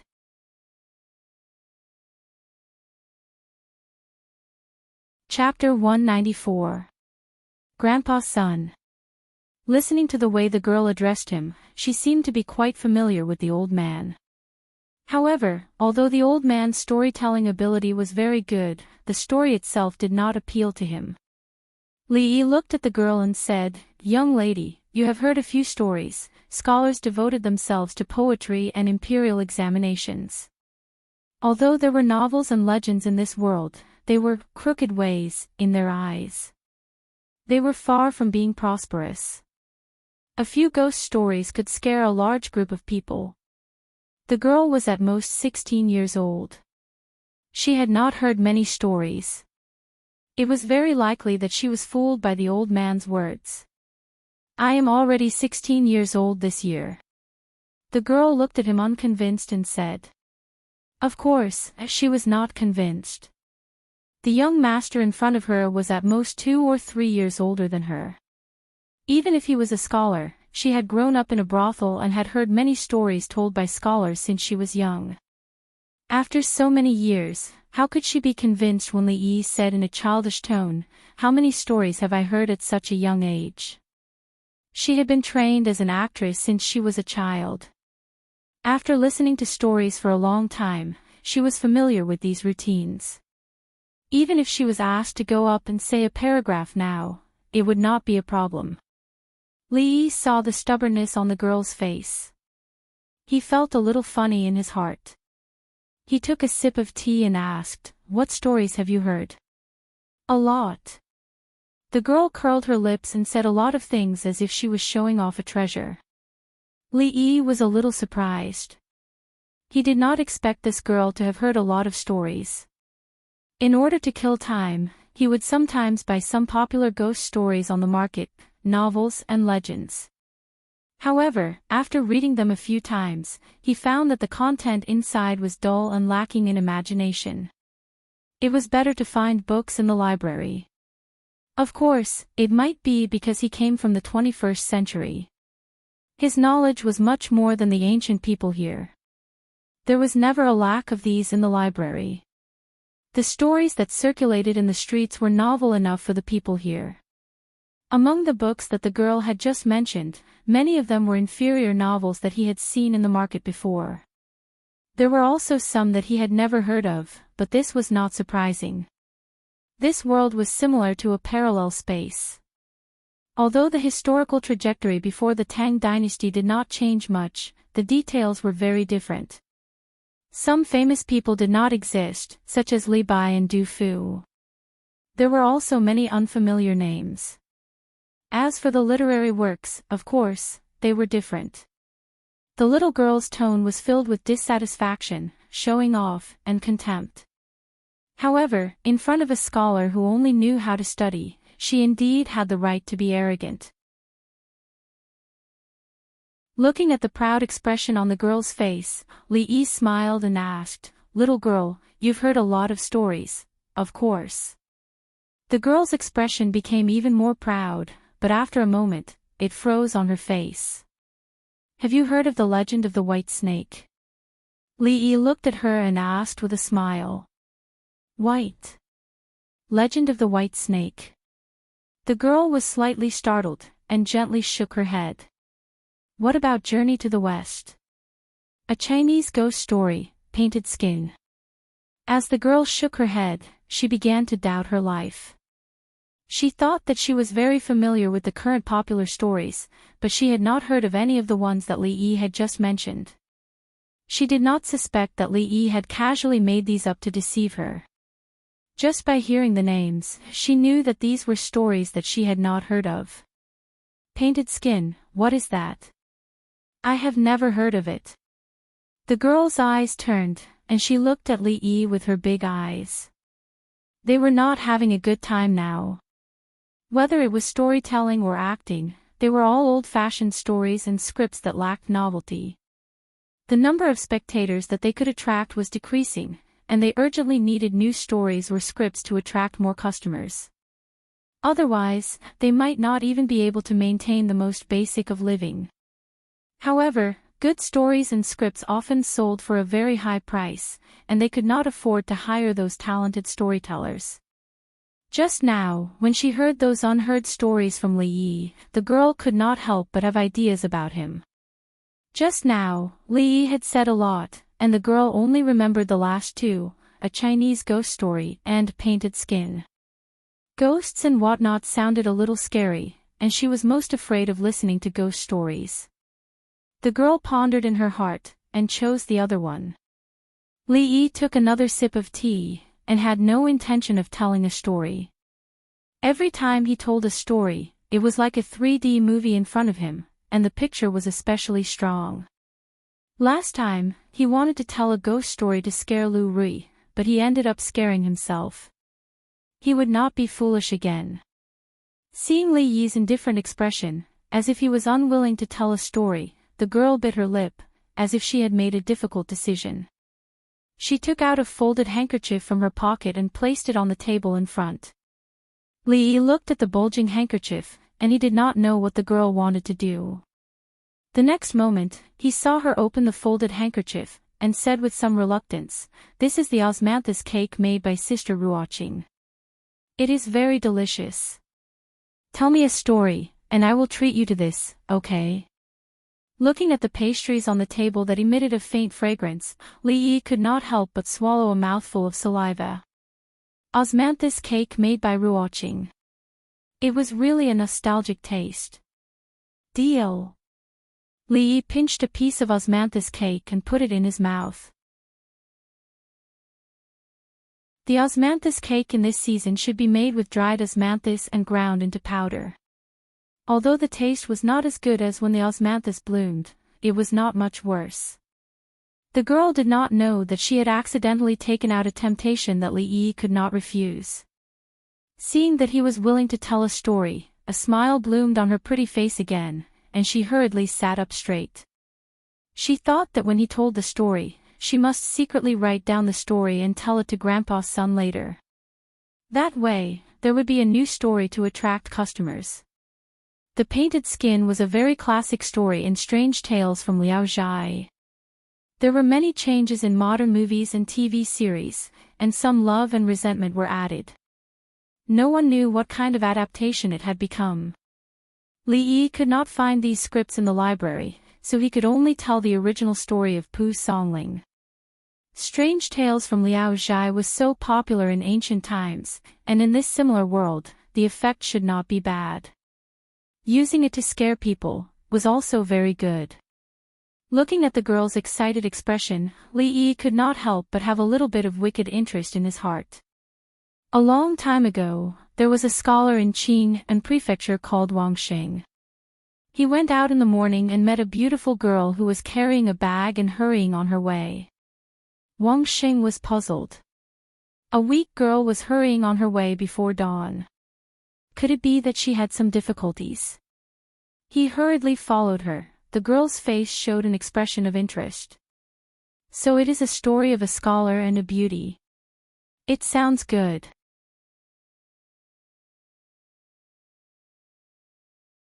Chapter 195.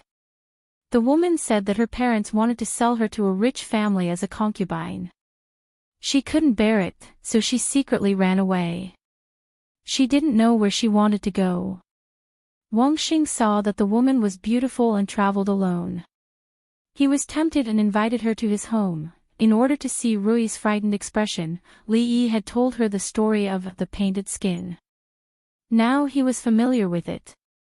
He ate the osmanthus cake given by the young girl and drank a cup of tea to moisten his throat before continuing. The young girl had a general idea of what kind of story this gentleman was telling based on her years of experience listening to books. The scholar named Wang Xing helped the woman who was in a hurry.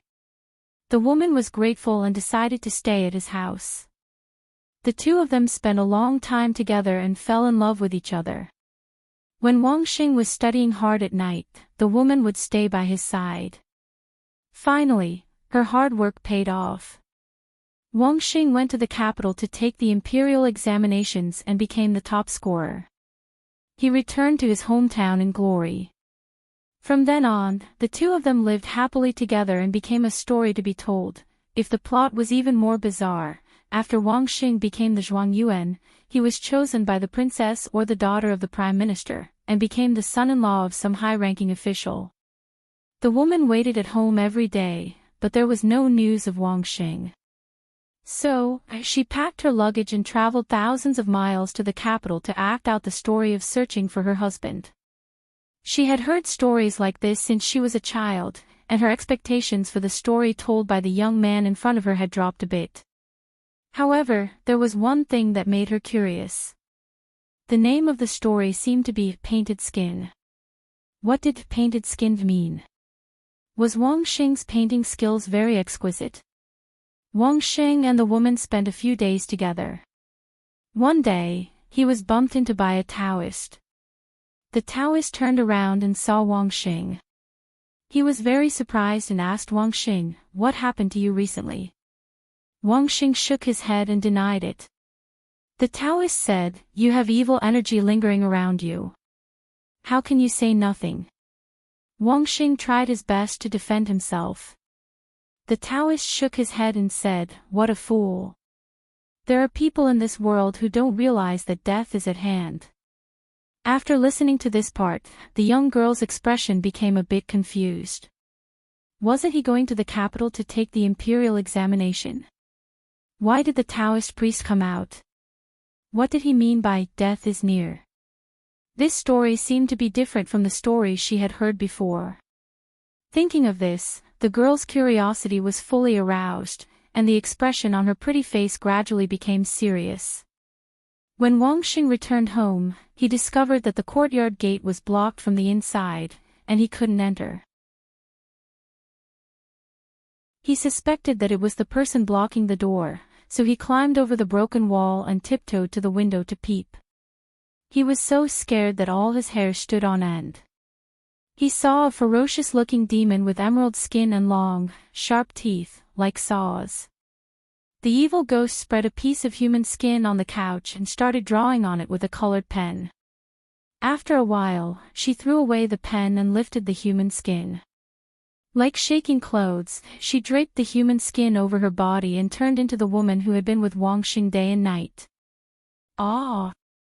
When Li Yi reached this point, the girl's face turned deathly pale and she suddenly let out a scream, "Ghost!" Li Yi's voice stopped abruptly. He didn't deliberately stop at the exciting part to ask for a tip, but the girl's scream scared him.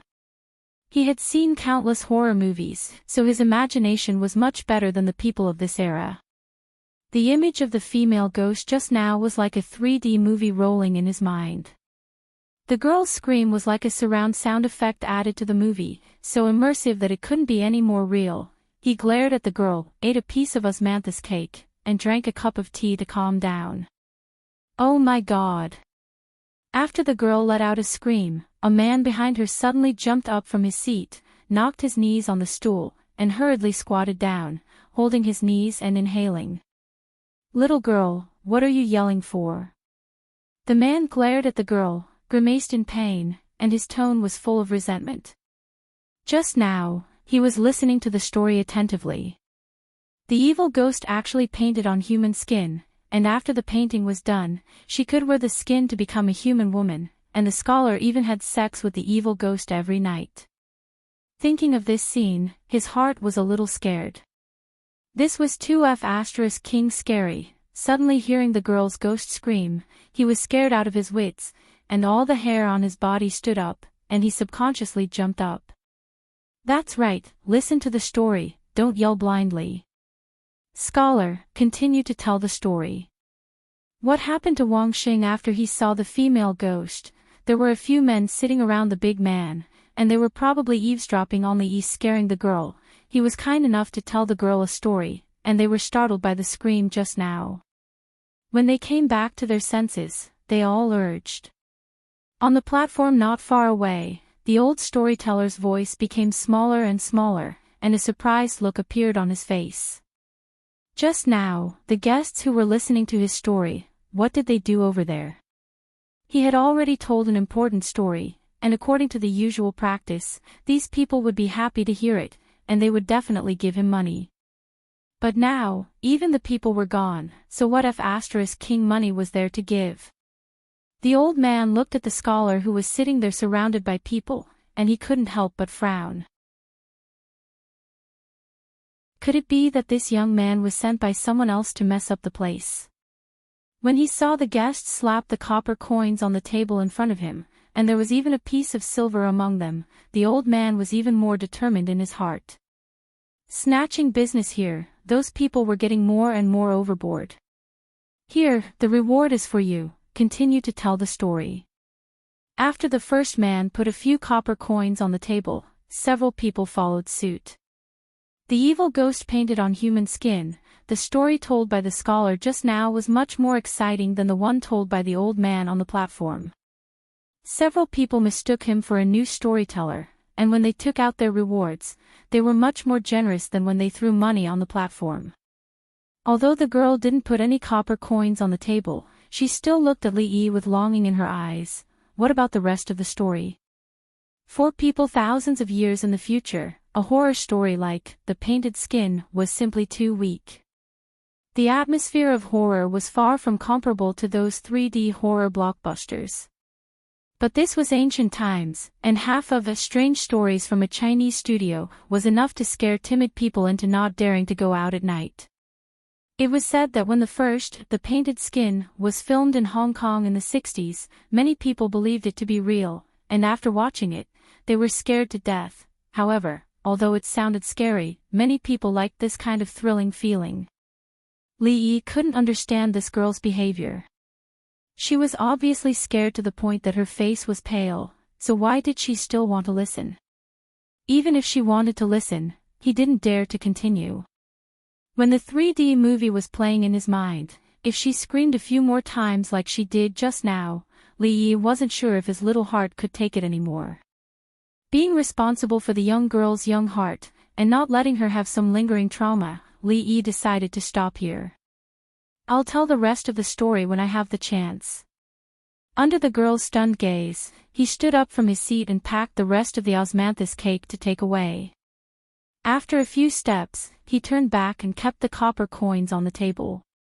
Although the money was a little less, at least it was his own labor, and it was shameful to waste it.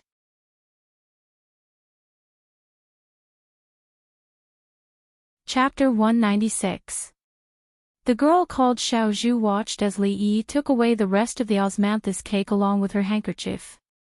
His figure quickly disappeared at the door, and the expression on her pretty face was somewhat stunned. The story was only told halfway, and it stopped at the most critical moment. Not being able to hear the rest of the story made people's hearts itch uncomfortably. This young master, he didn't keep his word. He clearly said that after eating her osmanthus cake, he would tell a good story. The girl clenched her fists, lightly bit her lower lip, and murmured in a low voice. Seeing the scholar take the reward and simply turn around to leave, the men who were attracted by the story of the painted skin were also dumbfounded. What the hell is this? Just as they were tempted by the storyteller ran away irresponsibly. Did he even consider the feelings of the audience? Why was this young scholar even more abominable than the old storyteller on the stage? Yu Zhu, who was that person? The old storyteller came down from the stage and walked to the girl's side. He looked in the direction of the door and asked. Although the story was not finished, there was no one here to listen to him. Originally, he wanted to come over and ask clearly, but he didn't expect that the disruptive scholar would run away so quickly.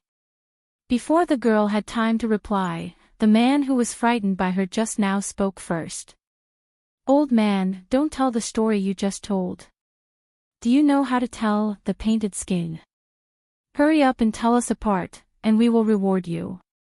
The man took out a copper coin from his bosom and slapped it on the table. He stared closely at the old man and said, Yes, yes, yes, that scholar just now was too unruly. He ran away halfway through his story, and it made people's hearts itch. Hurry up and continue from where he just left off. The old man's face revealed a stunned expression. He simply didn't understand what these people were saying. What did they want me to tell? What skin? How would he know what skin it was? Originally, he wanted to come here to listen to the music and watch the dance, but he didn't come at a good time. He met a chattering old man, and his only gain was these osmanthus cakes. The osmanthus cake made by Ruoqing was really delicious. The next time he met her, he would ask her how to make it and teach Xiao Huan when he went back. He could make more to take with him. In this era, there was no variety of snacks. If he was hungry in the county government, he could eat a few pieces to fill his stomach. Since he had nothing to do, he decided to wander around. This tile-roofed building could be considered a fairly large entertainment venue in Qing and Prefecture. It was an extremely wide square with all kinds of tile-roofed houses. Other than the large and small booths used for performances, there were also many merchants. On both sides of the square, a dazzling array of goods were displayed. Li Yi paused for a moment outside a few of the booths. There were singers, actors, people swallowing swords in their mouths, and people breaking rocks with their chests. It was a dazzling sight. It had to be said that the people in the city were more playful than the villagers in the Willow Leaf village. They knew how to find fun for themselves. Although it was still daytime, there were a lot of people gathered here. It was a good place to kill time. Li Yi visited a few more booths one after another. Looking at the sky, he estimated that it was almost time to get off work. After patrolling outside for so long, it was time to go home for dinner. On his way back, he passed by a certain brothel. The eyes of a girl who was standing at the door to receive customers lit up.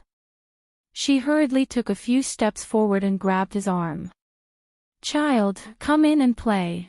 Her coquettish voice gave Li Yi goosebumps, and he hurriedly flung his arm away from her hand.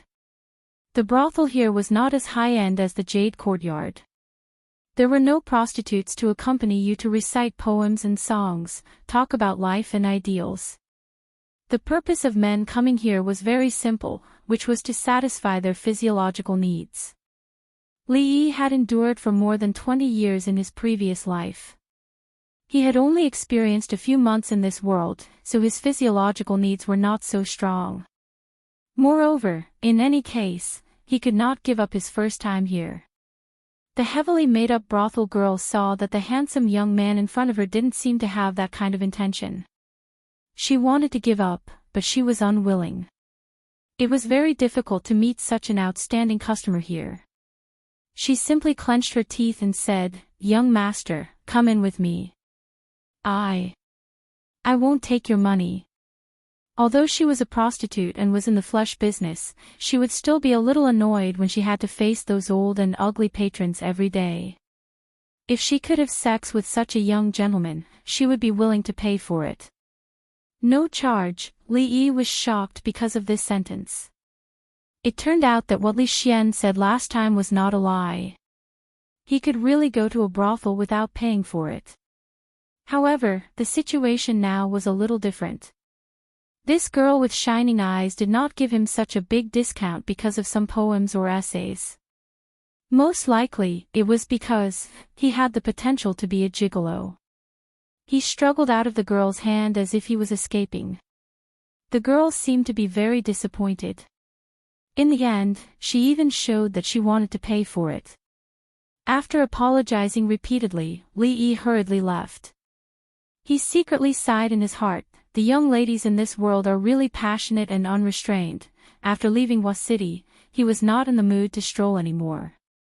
When he returned to the county government, he directly went to the back office to ask Fong to go back with him. Your Excellency, Brother Fong went out to buy something. When Fong was not there, a yamen runner ran over and said. Fong had nothing to do in the county government all day, so he became familiar with these yamen runners. Usually, he called him Brother Fong. Forget it. When he comes back, tell him that I am going back first. According to Li Yi's understanding of Fong, after buying something on the street, he did not know how long it would take. He was too lazy to wait for him to come back. He rented a carriage and slowly drove out of the prefecture. At the same time, in the Willow Leaves village, Xiao Huan looked a little anxious. The little rabbit that was given to her by the son-in-law was lost. Why don't we go outside and look for it? Maybe it ran out because it was hungry. Lu Rui looked at her and comforted her. No, I just fed it this morning. Xiao Huan's voice sounded like she was about to cry. She had raised that rabbit for a long time and already had feelings for it. She felt very sad that it was lost for no reason. In the past, even if she let the rabbit out, it only moved around in the yard. Sometimes it would run out, but it would not run very far. After a while, it would run back on its own. But today, she had searched the yard and the surrounding area, but still found nothing. I still can't find it. Maybe it sneaked away. Lu Rui walked in from outside. She had expanded the scope of the search, but still couldn't find the rabbit. Although Xiao Huan was not very willing to believe it, she also knew that this rabbit was originally caught from outside. Maybe it also had its own family. If someone wanted to separate Xiao Huan from Miss and the son-in-law, she must be very sad in her heart. I hope the little rabbit can find its family. The little servant girl sighed and murmured. Child, should I still wait here tomorrow morning? The servant of the carriage sent Li Yi to the foot of the mountain. The mountain road was in front of him, and he asked before leaving. No need. Li Yi waved his hand. Last time when he nailed the horse's shoes, it seemed to be frightened and did not act wildly in front of him again. It obediently stopped jumping around. When he went out tomorrow, he could ride it. The servant drove the carriage back.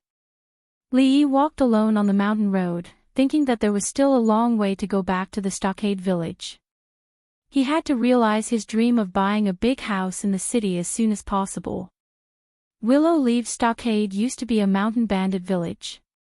When building the village, it was natural to consider whether it would be easily destroyed by the troops sent by the government. On the way, there were rugged mountain roads. Some places could only allow one person and one horse to pass.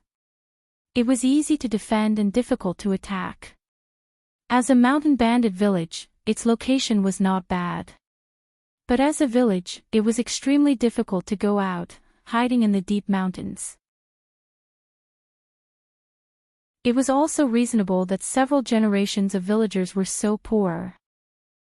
County Magistrate Li, why didn't Fong Laosan follow you today? Li Yi walked through a dense forest. Suddenly, a sound came from the forest. He stopped in his tracks and looked up. He saw a person walking out of the forest and looking at him with a smile that was not a smile.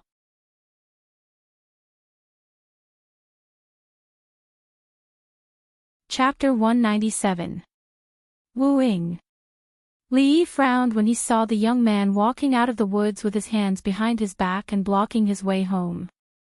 Although he was not familiar with the person in front of him, he was definitely not a stranger. On the first day when he was caught by Lu Rui, it was this person who broke into the house with his second aunt. It seemed that he had been thinking about Rui for a long time. Li Yi had only met him a few times in the stockade village. Wu Ying's attitude towards him was not friendly. Wu Ying was the nephew of his second aunt. Although his surname was not Lu, he often came to the stockade village and was very familiar with the people of the Lu family. He could be regarded as half a member of the Willow village. Meeting him here was beyond Li Yi's expectation. What he said just now seemed to have a hidden meaning. Li Yi heard a trace of malice from his tone. This malice was no longer just unfriendly. What do you mean? Li Yi looked at him and asked with a frown. You will know what I mean in a moment. Wu Ying showed a cold smile and strode towards him. Seeing that he came with bad intentions, Li Yi's face changed slightly. Rui had warned him a long time ago to be careful of Wu Ying. Wu Ying had been apprenticed to a powerful figure in the martial arts world and his martial arts skills could not be underestimated. Li Yi knew that even though he had been trained by Rui for a long time and was no longer a weak scholar, he was still far from being Wu Ying's opponent. He subconsciously drew out the waist knife that he carried with him. Although he knew that he could not beat him with a weapon, it was better than fighting with his bare hands. Wu Ying's lips curled into a cold smile. Li Yi raised his saber and slashed at him. Wu Ying's body swayed slightly and he easily dodged the attack.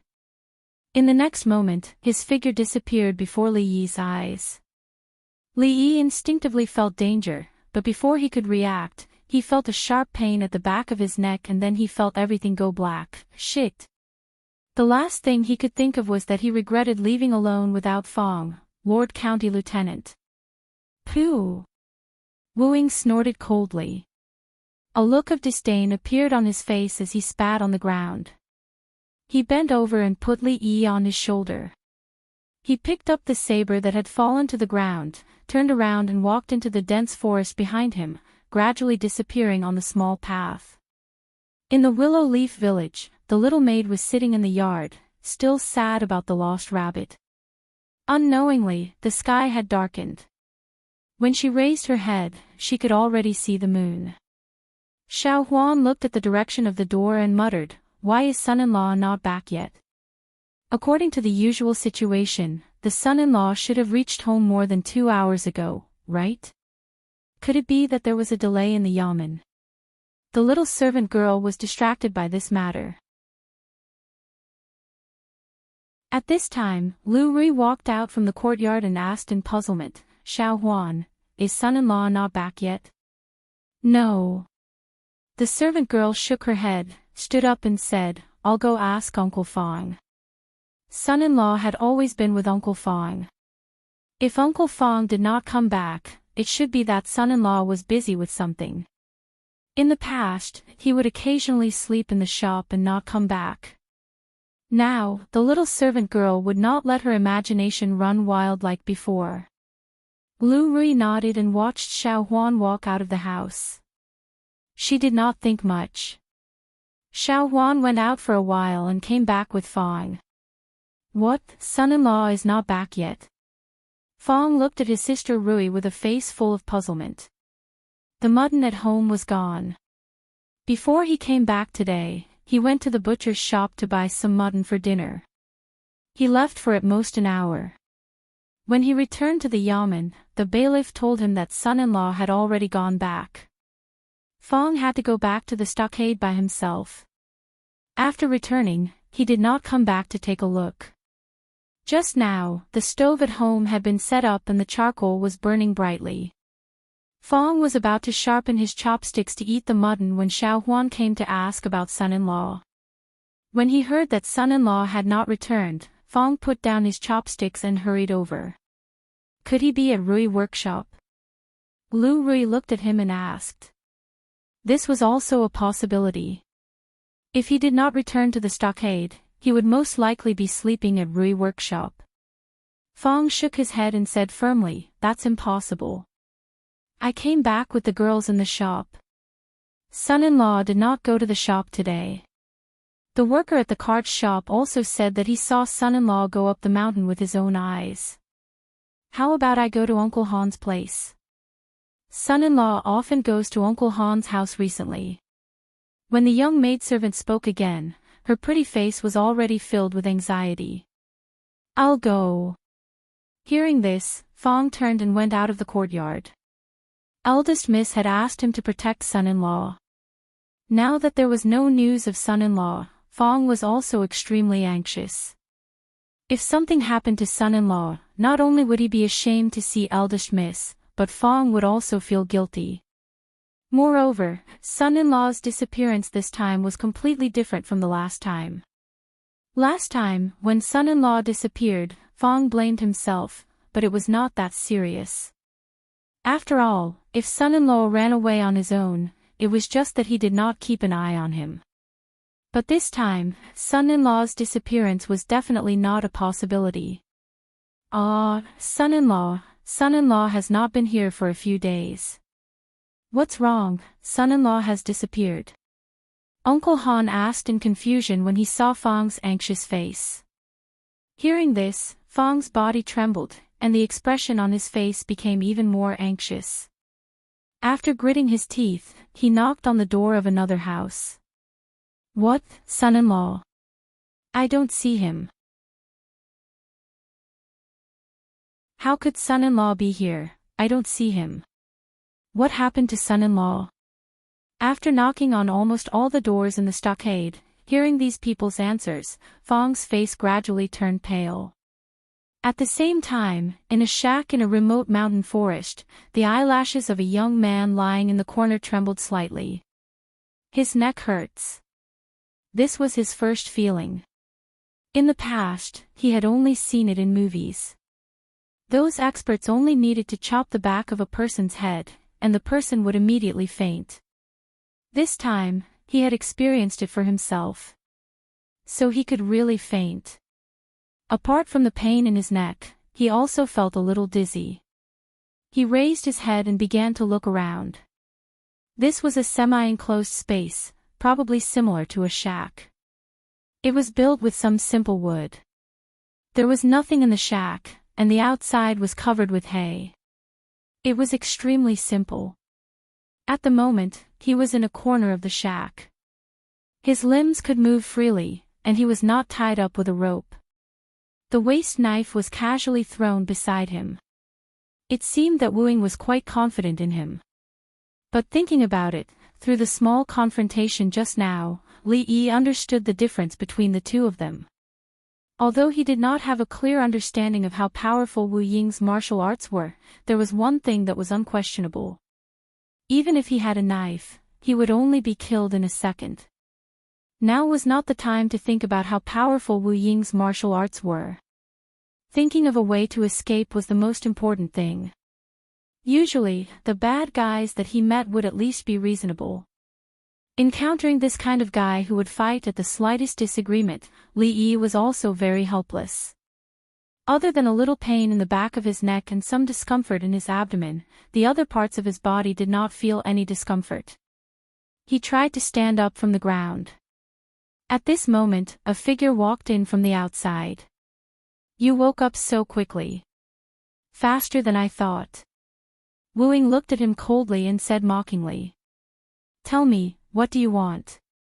Li Yi patted the dust off his body and replied indifferently. "I thought that Rui chose a trash. I didn't expect that you really have some guts." Wu Ying looked at him and frowned. He still had a mocking tone. He thought that after this scholar woke up, he would definitely cry and beg for his life. He did not expect that he would have such an attitude. He was just a weak scholar. Where did his confidence come from? He did not answer Li Yi's words. He looked at him and said, "Do you know, since I was very young, I had already decided to marry Rui." Speaking of this, his eyes suddenly became sinister. "That night, if it wasn't for Rui stopping me, I would have really killed you." Li Yi patted the dust off his clothes, tightened his sleeves, and said indifferently, and then? Could it be that this was the reason why he kidnapped him? Since he did not hide his true face at all, it seemed that he did not intend to leave him alive. Some people in this world were really King crazy. Of course, now she is no longer worthy of me. Wu Ying's expression was a little disgusted. He looked at Li Yi again and said, "Hand over the formula of Rui Du and liquor, and I will spare your life." Li Yi twitched the corner of his mouth. This kind of words could deceive others, but not him. According to the plot of the TV series, whenever a bad guy said such words, he must be thinking of killing immediately after getting the secret. It turns out that it's just for the formula of Rui Du and liquor. You should have said it earlier. Why bother? He waved his hand and said, Rui Du and liquor are actually the same thing. The key is how to purify the alcohol. The equipment for purifying alcohol is a bit complicated. You can't understand it if I explain it like this. How about I wait for you here? You go back and get a pen and paper. I'll draw it for you. Wu Ying sneered and said, Do you think I'm stupid? If I leave, will I still see you when I come back? That's your fault. Li Yi's face showed shame and annoyance, as if he had been greatly insulted. He walked in front of Wu Ying, pointed at his nose and said, A scholar doesn't lie. I said I'll wait for you here, so I'll wait for you here. Buzz. Before his voice died away, a light sound came from his sleeve. A black light spot quickly enlarged in Wu Ying's eyes. Thank you, Uncle Han. Li Yi thought to himself.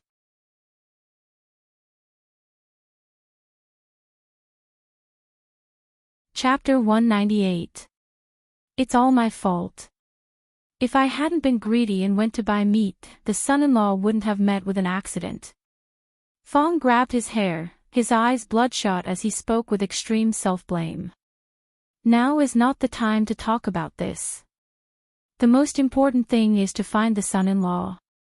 A man dressed in coarse clothing patted his shoulder and instructed the people beside him, since the worker from the carriage shop last saw the son-in-law at the foot of the mountain, let's follow the road up the mountain and look.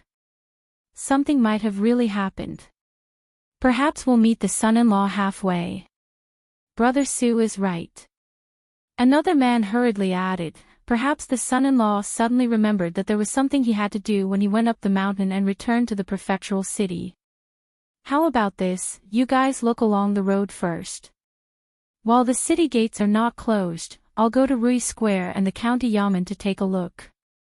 If there's news of the son-in-law, I'll come back to inform you immediately. These men were the ones who had worked by Li Yi's side in the beginning.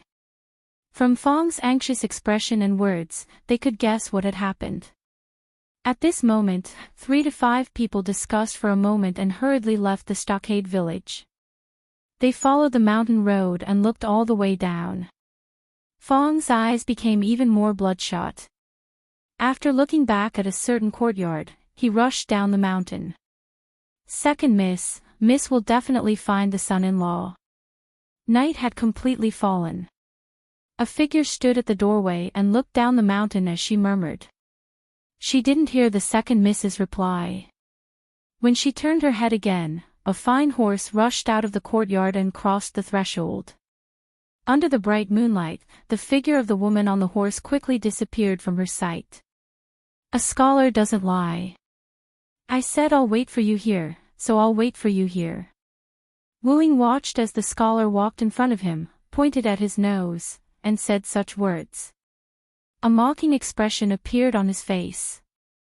This scholar must have really studied so much that he had become stupid. He was delusional enough to use such words to deceive him. Just as this thought appeared in his mind, a buzzing sound suddenly came to his ears. Then, a strong sense of life and death suddenly came. A black speck of light shot out of the scholar's sleeve and rapidly enlarged in his eyes. Wu Ying's expression changed drastically, and he subconsciously reached out to grab it. However, the reason why Li Yi had walked so close to him just now was so that he wouldn't have time to react.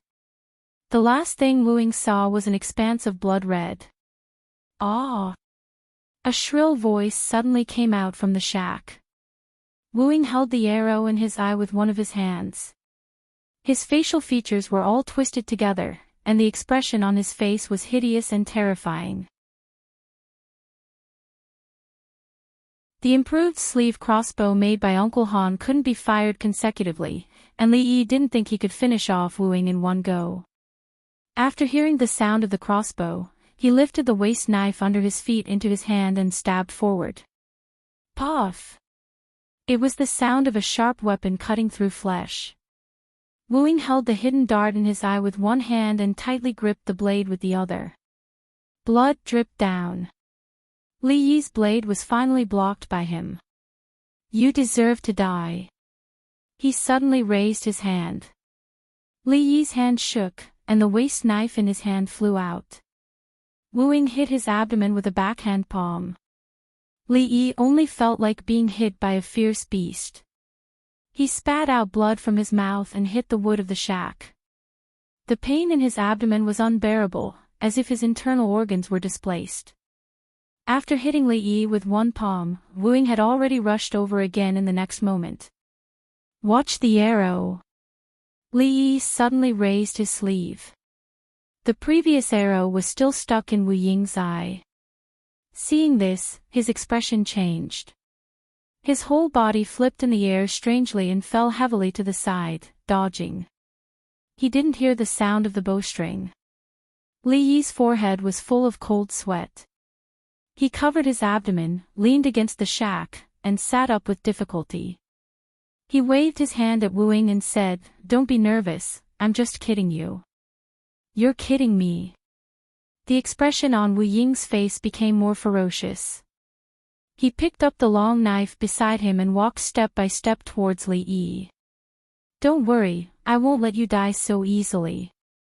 According to his original plan, after forcing the Rui Du's formula from the scholar's mouth, he would immediately kill him, regardless of whether he was a county officer or not. From then on, he would escape thousands of miles away and let him roam freely between heaven and earth.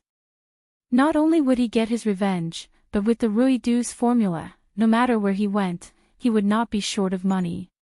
At that time, he could have as many women as he wanted.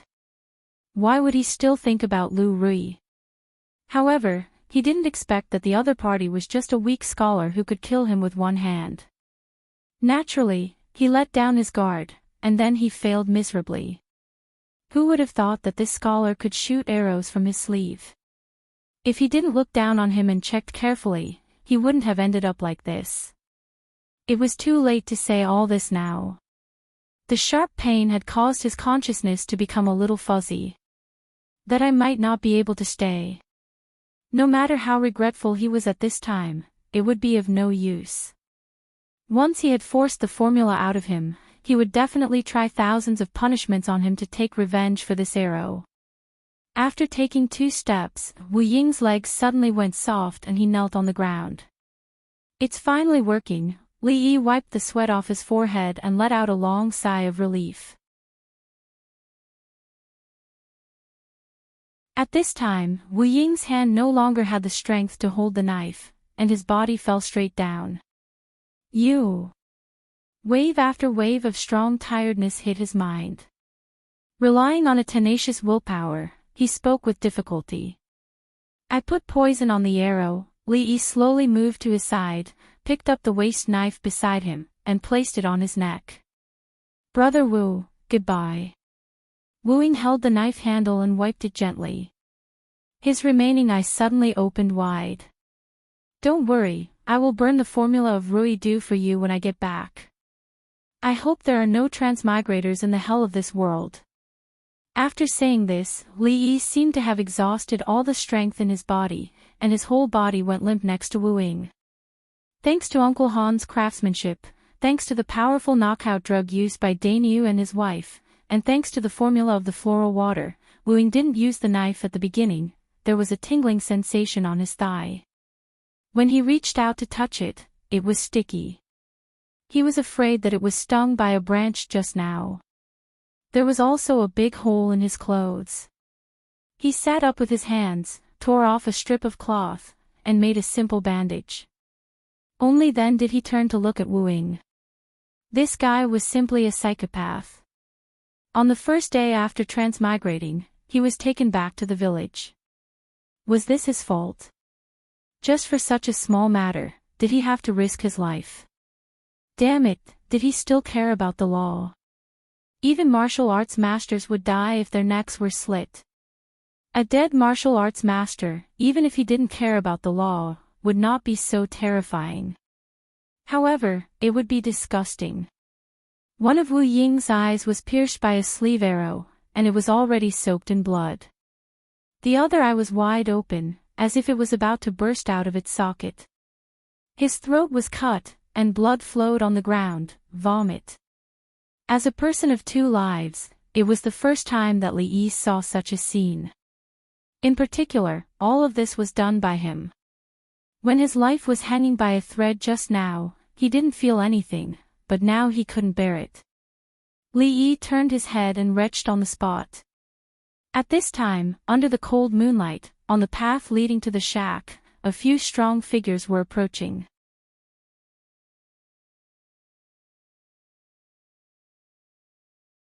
Chapter 199. Their footsteps were steady and unhurried. From time to time, they would step on the dead branches on the ground and make a crisp sound, startling the birds that were resting in the forest at night. With a flapping sound, they flew deeper into the night. Big brother, we're almost there. In the distance, they saw a dark shadow lurking in the forest like a giant beast. The person walking in front stopped and said in a low voice. Another few dozen feet in front of them was the shack that Wu Ying and the others had agreed on. Big brother, do you think that brother Wu will be able to succeed? A man with a long face glanced at the shack and whispered, Big brother, do you think that brother Wu can succeed? It is said that the person is only a weak scholar. Brother Wu's martial arts are not bad. Even if the three of you work together, you might not be his match. I'm afraid this matter is foolproof. The person that the long-faced man called Big Brother was a tall man with several crisscross scars on his face. He said in a deep voice. That's true. With Brother Wu's skills, there shouldn't be any mishaps. I just don't know if he will be able to get the Ruidu formula out of him. I heard that the formula is very valuable. The long-faced man nodded. Hee, fourth brother, why are you worried about this? Those scholars are the most cowardly. Let's first cut off one of his hands and one of his legs. Let's see if he wants his life or the formula. A knife-wielding man next to the long-faced man heard this and curled his lips in disdain. The four of them had killed people for money many times in the past few years. No matter how tough a person was, after a few cuts, they would spill everything that should and shouldn't be said. When the four of them committed the crime, they did not clean up the mess and were targeted by the government. They fled to Qing and Prefecture and met Wu Ying by chance. After getting to know each other, Wu Ying revealed some things to them. With the cooperation of the four of them, today's matter came about. Let's hurry over. If Brother Wu doesn't hold back and torments the scholar to death, our efforts today will be in vain. The long-faced man urged. He wasn't worried about the scholar. In the past, the four of them had encountered a similar situation. Once, they had interrogated a rich man about the location of his treasury. In the end, they were too heavy-handed. Before they could get the answer, the rich man had already died, causing them to waste their efforts. This Brother Wu had never done such a thing before. It was said that he had a lot of personal grudges with that scholar. If they killed him before they could get the formula out of him, then their dreams of getting rich would be shattered. Fourth bro is right. Let's hurry over. Among the four of them, the thin man who had been silent all this while spoke up and took the lead to walk towards the shack. The other three followed closely behind him. In the shack, Li Yi almost threw up his gallbladder. He no longer looked at Wu Ying's body. His thigh was burning with pain, and the place where Wu Ying's palm hit his abdomen was even more painful. Most of the reason he vomited just now was probably because of that palm. He had heard from Rui that after practicing martial arts and cultivating jinqi, a light palm hit a person's body. On the surface, there would be no wound, but in fact, the internal organs would have been destroyed by the jinqi. Li Yi felt that he was in this state now. That bastard Wu Ying's palm just now was not light. Previously, when he saw Fang and the others send people flying with one punch, he felt that it was quite exciting. After experiencing it himself, there was only unspeakable pain. Just now, he lifted up his clothes to take a look. There was already a bruised palm print there. He didn't know if he had suffered some internal injuries. After resting for a few minutes, his head began to feel dizzy again. At this time, he began to understand why Li Xian always brought so many guards with him when he went out. If he came back with Fang today, he wouldn't be in such a miserable state. He stood up with some difficulty. He didn't look at Wu Ying, who was lying on the ground again, and walked straight outside. Only God knew if Wu Ying had any accomplices. To deal with Wu Ying, he had used all his skills and almost died. Not to mention another person who knew martial arts, it would be difficult for him to deal with an ordinary person now. "Brother Wu, we are here." A rough voice came from outside the shack. Li Yi's footsteps stopped. Damn, what did I say came? Li Yi cursed in his heart and held the knife in his hand tightly. "Brother Wu." Seeing that there was no sound coming from inside, the long-faced man asked again. "Come in." This time, there was a sound coming from inside the shack. "Did you catch him?" The long-faced man's face showed a trace of joy as he walked into the shack. The moonlight shone through the gap of the shack. He couldn't see the situation inside clearly. The long-faced man could only see a figure squatting there. As for the ground, he could faintly see a person lying on the ground. "How was it? Did you get the formula?" The long-faced man was most concerned about this question. He strode over. "I wasn't careful and killed him."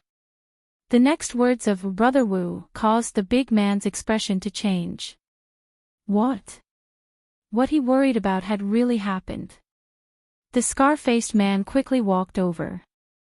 "Let me see." He directly squatted down beside that Brother Wu and wanted to see the corpse. At this time, there was suddenly an explosive sound coming from behind. "Old Four, be careful." The long-faced man was lying on the ground. He heard his big brother's familiar voice. When he was about to turn around, a cold long knife was already on his neck. "Don't move." The slightly muffled voice suddenly became clear. "Brother Wu, you..." The long-faced man was shocked and angry. He slowly turned his head. Just as he was about to question that Brother Wu, his face changed again. You are not Brother Wu." As if he had thought of something, he suddenly looked at the corpse on the ground. With the help of a few rays of moonlight, he saw a small arrow stuck in one eye, and the other eye was wide open. Wu Yingshi was already dead, and his face showed an expression of extreme disbelief. That scholar, the weak scholar that they thought had actually killed Wu Ying. It was precisely because he was extremely confident in Wu Ying's martial arts skill that he was worried that Wu Ying would not be able to capture the person, worried that he would use a heavy hand to kill the scholar, but he had never worried that Wu Ying would fail miserably and fall into the hands of the scholar. Therefore, when he entered the shack, even though he felt that Brother Wu's voice was a little different today, he was only slightly puzzled. He did not think about it in any way. But the scene in front of him proved that his previous worries were all for naught. There was blood on the knife. It was likely that Wu Ying had died under this knife. Looking at the calm scholar, the long-faced man felt a chill from the bottom of his heart. At the entrance of the shack, the three men looked at the scene in the shack with a face full of disbelief. Wu-Ying was dead. Old Four had a knife on his neck. Was this the weak scholar that Wu-Ying had mentioned? It's very uncomfortable to squat down. Please cooperate and stand up. As the few of them were shocked, the scholar's voice came over.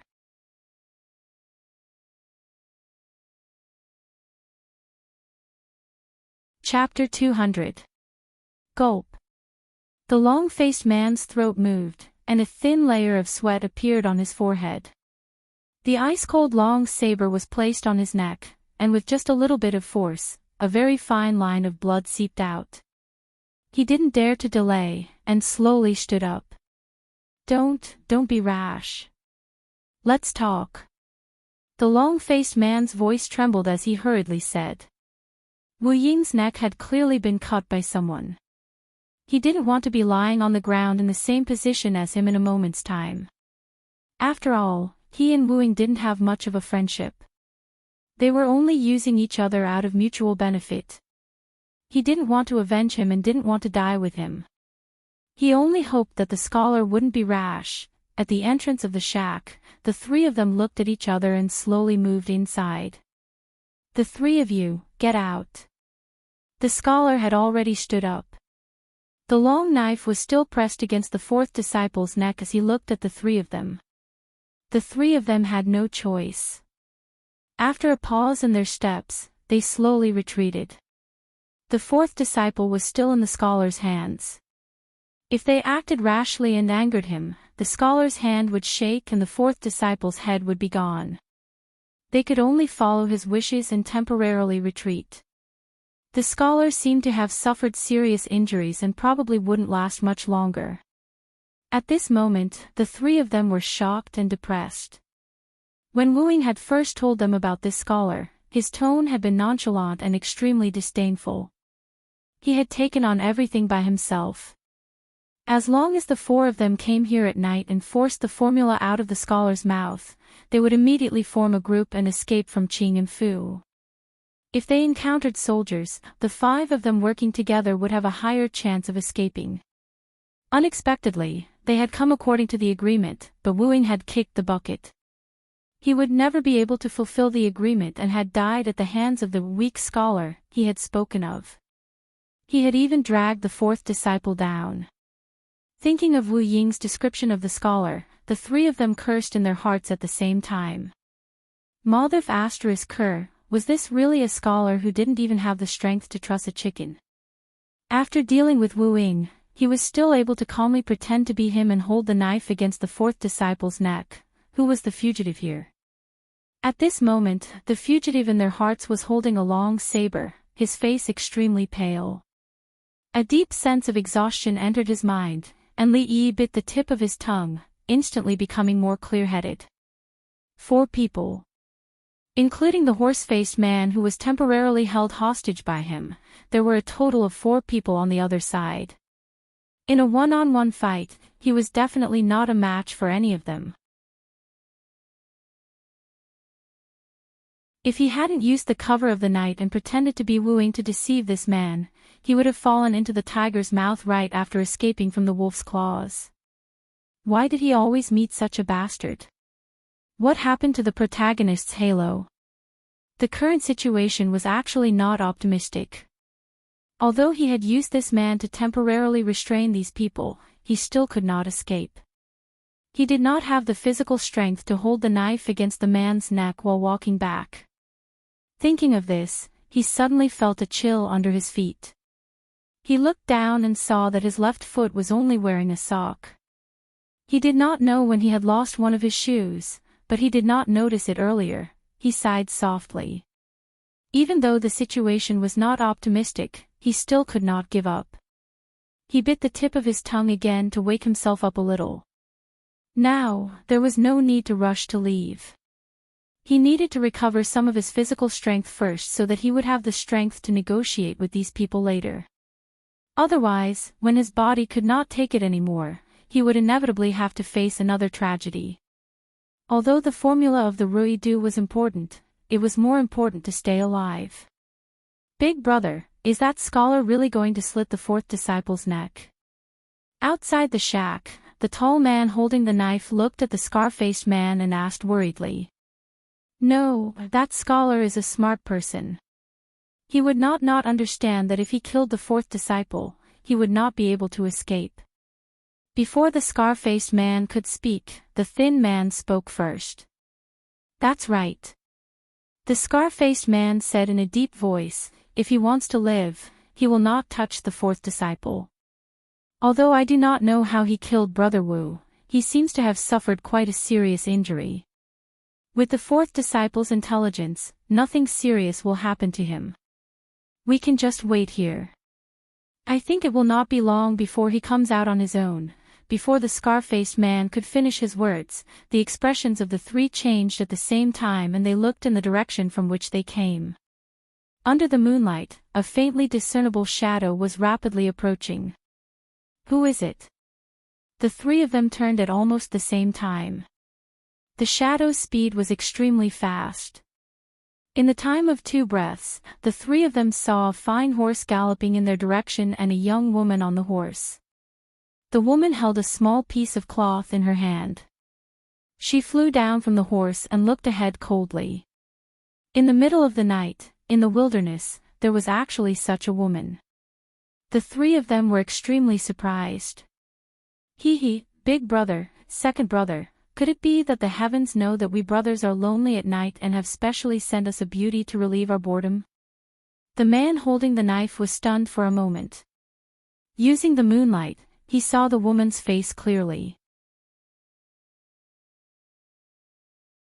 A lustful smile appeared on his face and he walked towards the woman. Although he did not know why the woman would appear here, the reason was not important. What was important was the result. The horse found its way here and did not advance any further. The woman held the piece of cloth she had picked up on the mountain path in her hand. When she looked at the shack in front of her, she paused for a moment. Among the withered branches and withered leaves on the ground, a shoe appeared out of place. Under the moonlight, it looked extremely out of place. The smell of blood, the faint smell in the air made her heart sink. Where is Li Yi?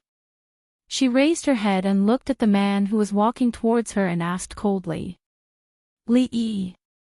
When the man holding the knife heard this, he was stunned for a moment. Then he remembered that this was the name of the scholar that Brother Wu had mentioned.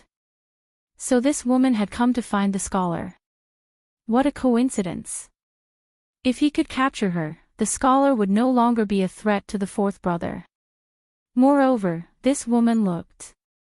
When he thought of this, an inexplicable smile appeared on his face. You're talking about that scholar. He's dead. He looked at the woman and said, in my opinion, you don't have to look for that scholar. Which one of us brothers isn't thousands of times better than him? He's dead. This sentence kept echoing in the woman's ears. Her body trembled and her face instantly turned pale. In the end. I'm still too late. Third brother, capture her first. We'll talk about other things later. The calm man said aloud. The third brother had always been a lustful person and had made many mistakes in the past. This woman's appearance was strange. It was most important to first capture her and use her to threaten the scholar. I say, second brother, why are you always so rude? Don't be rude to this beauty. Look at her little face. The man who was called the third brother put down his knife and a teasing expression appeared on his face.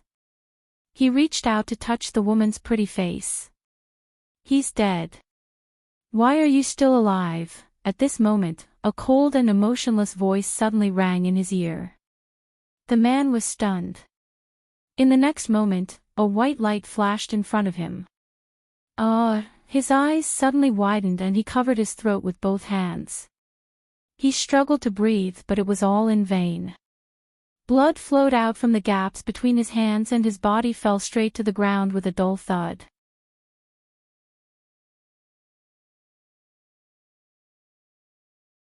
Chapter 201. The sword light was as fast as lightning, and the sword cut the throat. It was only when the man's corpse fell on the ground covered in withered leaves that the scar-faced man and the calm man slowly came to their senses. Under the moonlight, the man whose throat was no longer bleeding had his eyes wide open. Even in death, he could not understand why the woman who was just a plaything in his eyes had become the king of hell who took his life in the blink of an eye. Third brother. Seeing their brother die tragically under the woman's sword, but they didn't even have the time to stop her. They didn't even see how she had attacked. After the scar-faced man recovered from his daze, his face revealed an expression of extreme grief and indignation. He let out a low roar, drew out the long saber at his waist, took a few steps forward, and slashed at the woman. This move was made with all his strength, and even the air made a sound like it was ripping silk. Before today, it was unknown how many people had been cut in half by this large saber. Behind him, the man who had always had a calm expression finally showed a look of shock and anger. After the scar-faced man made his move, his figure instantly moved, sealing off the woman's path of retreat. In the face of the saber coming at her head, the woman did not dodge. Only when the saber was about to fall, the surrounding moonlight seemed to brighten. Inside the shack, Lee looked outside. There was only the faint shadow of the trees under the moonlight, and he couldn't see clearly. His line of sight to both sides was blocked by the shack. If he hadn't been hallucinating just now, there should have been a moment of noise outside, as if there had been the sound of weapons clashing, but it quickly returned to silence. Could it be that the three of them were fighting among themselves? Fight, fight, fight. It would be best if all three of them were injured. That way, he wouldn't have to think about how to escape. His right hand gently pulled back, and then he would go home and do what he had to do. With such a malicious thought in his heart, a strong wave of dizziness came over him. His body swayed, and he almost didn't have the strength to hold the saber. At this moment, the long-faced man, who had been waiting for an opportunity, suddenly tilted his head and avoided the blade. His body rolled forward and immediately rolled out of the shack. After escaping from that scholar's clutches, there was no longer a knife on his neck. He laughed wildly twice, thinking that once he got the formula for the Ruidu, he would definitely chop off that scholar's head with his own hands. After roaming the Jianghu for so many years, this was the first time he had encountered such a life-and-death crisis. The feeling of having a knife at my neck scared me to death. At the critical moment of life and death, he rolled quite a distance until his body collided with something before he finally came to a stop. The long-faced man was about to use his hands to support his body and stand up. After reuniting with his three brothers, he would go in and deal with the scholar. Suddenly, he felt that the place where his palms touched was a little wet. It had not rained these days, and the ground was abnormally dry. This shack had been their temporary hiding place, and there was no water source nearby. Damn it, could it be that third bro is peeing everywhere again? Thinking of third bro's past bad habits, the long-faced man cursed angrily. He felt a little disgusted and rubbed his hands on the ground in disgust. What he felt was a kind of warm touch. He looked down and saw third bro's eyes filled with endless fear. He couldn't help but shiver. At this moment, his hand was placed on third bro's face. He turned his palm over and saw a dark brown substance. How was this water? It was clearly blood. Third bro, his face revealed a frightened expression. He reached out his hand and touched third bro's nose. His whole body couldn't help but shiver. Dead. The moonlight was very bright that night, and one could clearly see several feet away from them. Two familiar figures were lying on the ground a few steps away, just like third bro. They were in different postures, but they were both very quiet as the dead. Eldest bro, second bro. He cried out in fear. His heart was filled with fear. It was also at this time that the sound of light footsteps came from behind him. Under the night sky, a ray of light that was even brighter than the moonlight flashed by. The woman's face was expressionless. She held a blood-stained sword in her hand and looked coldly at the shack not far away. There's another one. In the shack, there was an indistinct breathing sound. It was very weak. She walked over and looked inside the shack. In the darkness, there was a figure lying there. There was no sound, and it was likely that he had been dead for a long time. Her footsteps paused. The short road in front of her seemed to be separated by thousands of mountains and rivers, making it difficult for her to move forward. There was no sound coming from outside for a long time. Finally, the sound of footsteps came to a stop. Li Yi held the knife in his hand. He had already bitten the tip of his tongue countless times, and he was barely able to stay conscious. It's over. I'm afraid I'm really going to die here. At this moment, he was truly at the point where he was at the end of his rope. If he waited any longer, he was afraid that his body wouldn't even need to wait for those people to come in. Suddenly, the sound of footsteps came again. Li Yi hid at the side of the shack. When he saw the shadow on the ground flash in through the door, he stabbed the knife in his hand. Even though the enemy was strong and he was weak, he still had to try. What if those people walked in one after the other and were caught off guard? What if he skewered them with his knife? The ideal scenario didn't happen. The knife was clamped by two slender and fair fingers. Li Yi looked at the woman who was emitting a faint glow under the moonlight. After a slight shock, he threw the knife away. Finally, you. Rui. He heaved a long sigh of relief and opened his arms. I missed you so much. His body fell straight to the ground. So fragrant, so soft. His last consciousness disappeared. Lu Rui hugged him. The coldness on his face finally disappeared. He looked up at the sky. The moon tonight was so beautiful. The corpse in the shack was not his. When Lu Rui walked over, she could vaguely tell that the person who had died a horrible death was Wu Ying. He had been shot blind in one eye, and the fatal wound was from the knife that had slit his throat. One was a scholar who was not even considered a weakling. The other was a martial arts master who had reached a higher level. The four people outside were all good at martial arts too. Her pretty face was a little dazed. After a while, she leaned him against the wall of the shack and carried him on her back. She walked out and disappeared into the night. On the mountain road, Fang, who was holding a torch, shouted until his voice was hoarse. Along the way, there were spots of fire. Those were the people who were looking for Li Yi. A horse neighed from the forest. Fang turned around and with the help of the fire and moonlight, he saw a familiar figure on the horse.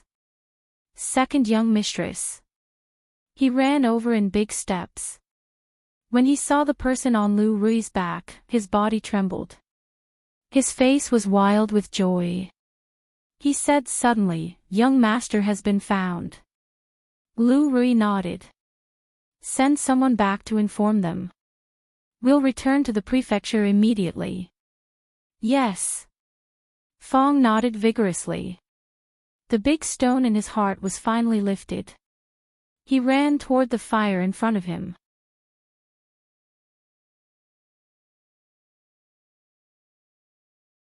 Chapter 202. After asking a man to go back to the village to report the news, Fang didn't delay and once again rushed towards the direction of the prefectural city. Lu Rui carried Li Yi, who had lost consciousness, on the horse. In order to avoid bumps, he didn't go very fast, but he could still arrive before the city gate was closed at night. Fang burst out at full speed. The first thing he did when he arrived at the prefectural city before her was to kick open the door of Huichun Hall. Huichun Hall was a medicine shop not far from Rui's workshop. It also served as a medical center. The shopkeeper of the medicine shop was a doctor with decades of medical experience. Last time, in order to buy medicine for the girl picked up by the son-in-law, Fang and the imperial physician went to Huichun Hall once. Compared with the polite knocking last time, the method this time was obviously more violent. The old doctor was still calculating the accounts in the hole. Suddenly, the door of the medicine shop was kicked open and a strong man rushed in from outside. He thought it was a thief and was so scared that he almost couldn't breathe. After taking a closer look, he found that the man was the one who came with Imperial Physician Lu last time. Before he had time to speak, he was carried on the shoulder of the man and ran out. Hearing the noise, the apprentice of the medicine shop ran out from the back hall. Just when he ran into the hall, he saw Dr. Chin was taken away by a strong man. After a moment of daze, there was a panicked shout. "Doctor, how is it?" Seeing Dr. Chin withdraw his hand from feeling the pulse, Fong grabbed his arm and asked hurriedly. In Rui's workshop, Lu Rui also stared at Dr. Chin. Don't worry. Just now, he was carried on the shoulder of Fong and ran all the way, so Dr. Chen's heartbeat had not calmed down. After a while, he said, the county magistrate's injury is not light this time. The injury on the leg is a small matter. After applying some wound medicine from the medicine shop, it will not be a big problem. But the palm on the abdomen is probably a serious internal injury. Although it is not life-threatening, it will take a long time for him to completely recover. Although the man's rude behavior made him very unhappy, this Dr. Chin was still able to distinguish the importance of the matter. Let's do it this way. I'll write a prescription that focuses on nourishment and supplements it with medicine. The effect will be better this way. While Physician Chin was writing the prescription, Fong fiercely punched the wall and angrily said, "That bastard Wu Ying. If I ever meet him, I'll tear him apart." He had just learned from the second miss that the son-in-law was kidnapped by Wu Ying. In his heart, Fong had already cursed all the female members of his family. Wu Ying is dead. Hearing the doctor say that Li Yi's life was not in danger, Lu Rui was relieved. He looked at Fong and said calmly, "Ah." Fong was stunned for a moment and subconsciously thought that it was the second miss who did it. He said with some regret, "It's really lucky that he didn't fall into my hands." Lu Rui didn't explain. She looked at the slightly frail figure lying on the bed again. Wu Ying could already be regarded as a master who had reached the next level. She knew better than anyone else how strong Li Yi was. Even 10 of him wouldn't be a match for Wu Ying. But in the end, Wu Ying died in his hands. Before she arrived, for men with good skills couldn't do anything to him. The man with the knife scar on his face wasn't any weaker than Wu Ying. She had to admit that this time, the image of him in her heart was somewhat changed. When Li Yi opened his eyes, the sunlight outside penetrated through the window. It was slightly glaring, and it took him a while to adjust to it.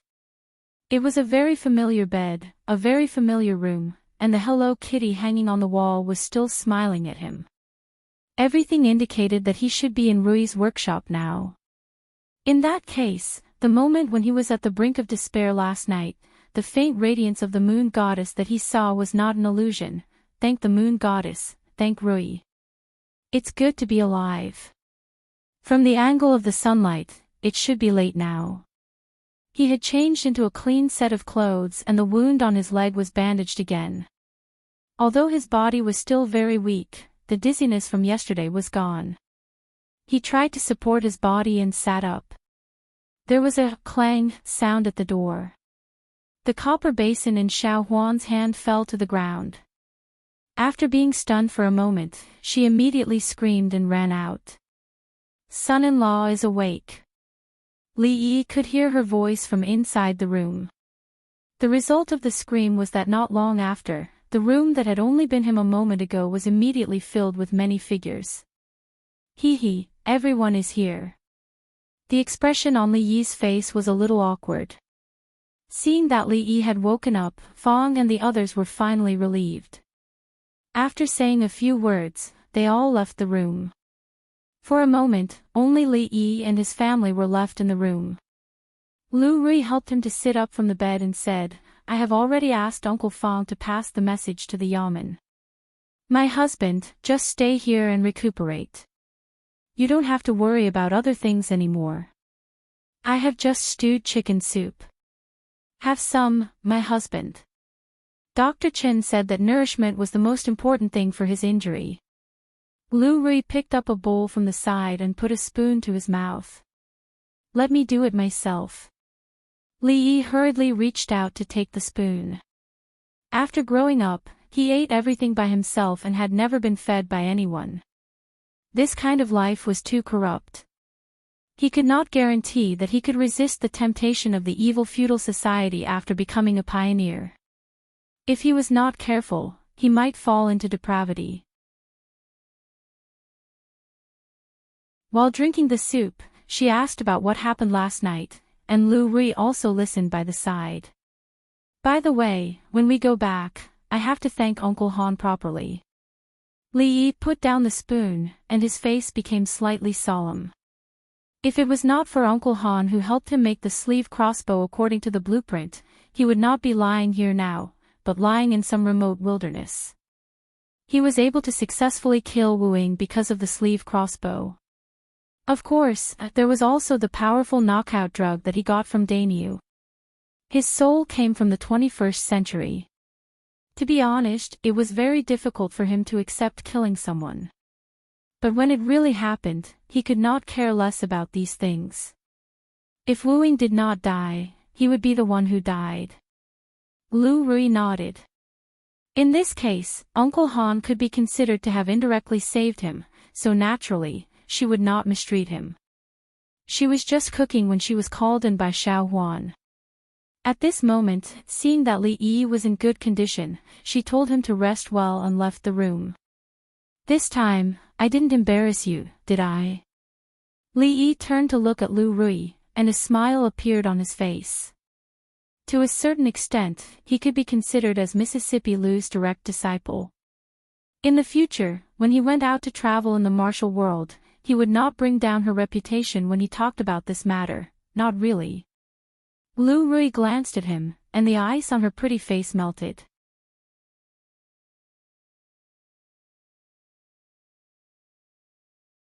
Chapter 203. He was seriously injured this time. Rui said that Wu Ying used concealed strength in that bomb. If he hadn't avoided the vital parts by chance, he wouldn't have been able to hold on until now. Even so, that palm had hurt his lungs. After a night's rest, his body was still weak and he couldn't exert much strength. The feeling of being idle and bored was very uncomfortable. He wanted to go out for a walk. Although he was weak, he still had some strength to walk. However, Rui didn't allow it, so he had to lie on the bed and rest. There were several thin books at the foot of the bed, most of which were novels. They were bought on the street. He was bored at that time, so he just turned a few pages and didn't touch them. In fact, he only needed to think about what kind of book he wanted to read now, and the content of the book would appear in his mind by itself. There were no books in this world in the library, and he didn't need to buy them specially. After touching them, the same book would appear in his mind like copying and pasting. It was just that others couldn't see or touch it. However, he would get tired of it after a long time. If there was nothing urgent, he would rather hold a physical book in his hand and read it in the sun. It was a feeling that was hard to get rid of. Xiao Huan was afraid that he would be bored in the room alone, so she brought a small stool in and sat by the bed to chat with him. She talked about the missing rabbit. The second miss rode out to look for him, and the horse found him because it smelled the young master's scent. The horse's nose was really more sensitive than that of a dog's. It made a great contribution this time, so he should feed it more horse fodder when he went back. While the maid was talking, Fong came in from outside and told Li Yi that people from the county government came. They were County Magistrate Liu and County Magistrate Wang. County Magistrate Liu had just returned from the crime scene. It was a major case involving 5 lives. As the county magistrate, he had rushed over as soon as possible when such a serious case happened in the jurisdiction of Anxi County. Is County Magistrate Li all right? As soon as County Magistrate Liu entered the room, he walked to the bedside and asked with concern. He had known that County Magistrate Li was kidnapped by bandits, but he didn't have time to come here until the murder case was more important. Li smiled and said, "Thank you for your concern, Lord Lu.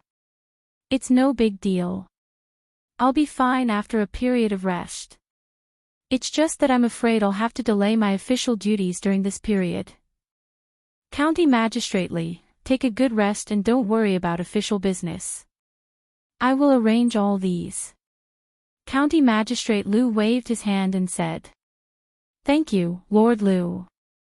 Li Yi cupped his hands. County Magistrate Lu said some polite words and asked about Li Yi's well-being. Then he looked at Li Yi and asked, "I heard that County Magistrate Li was kidnapped by those villains yesterday. Do you know how those villains died?" Thinking of the scene he had just seen in the wilderness, County Magistrate Lu felt a chill in his heart.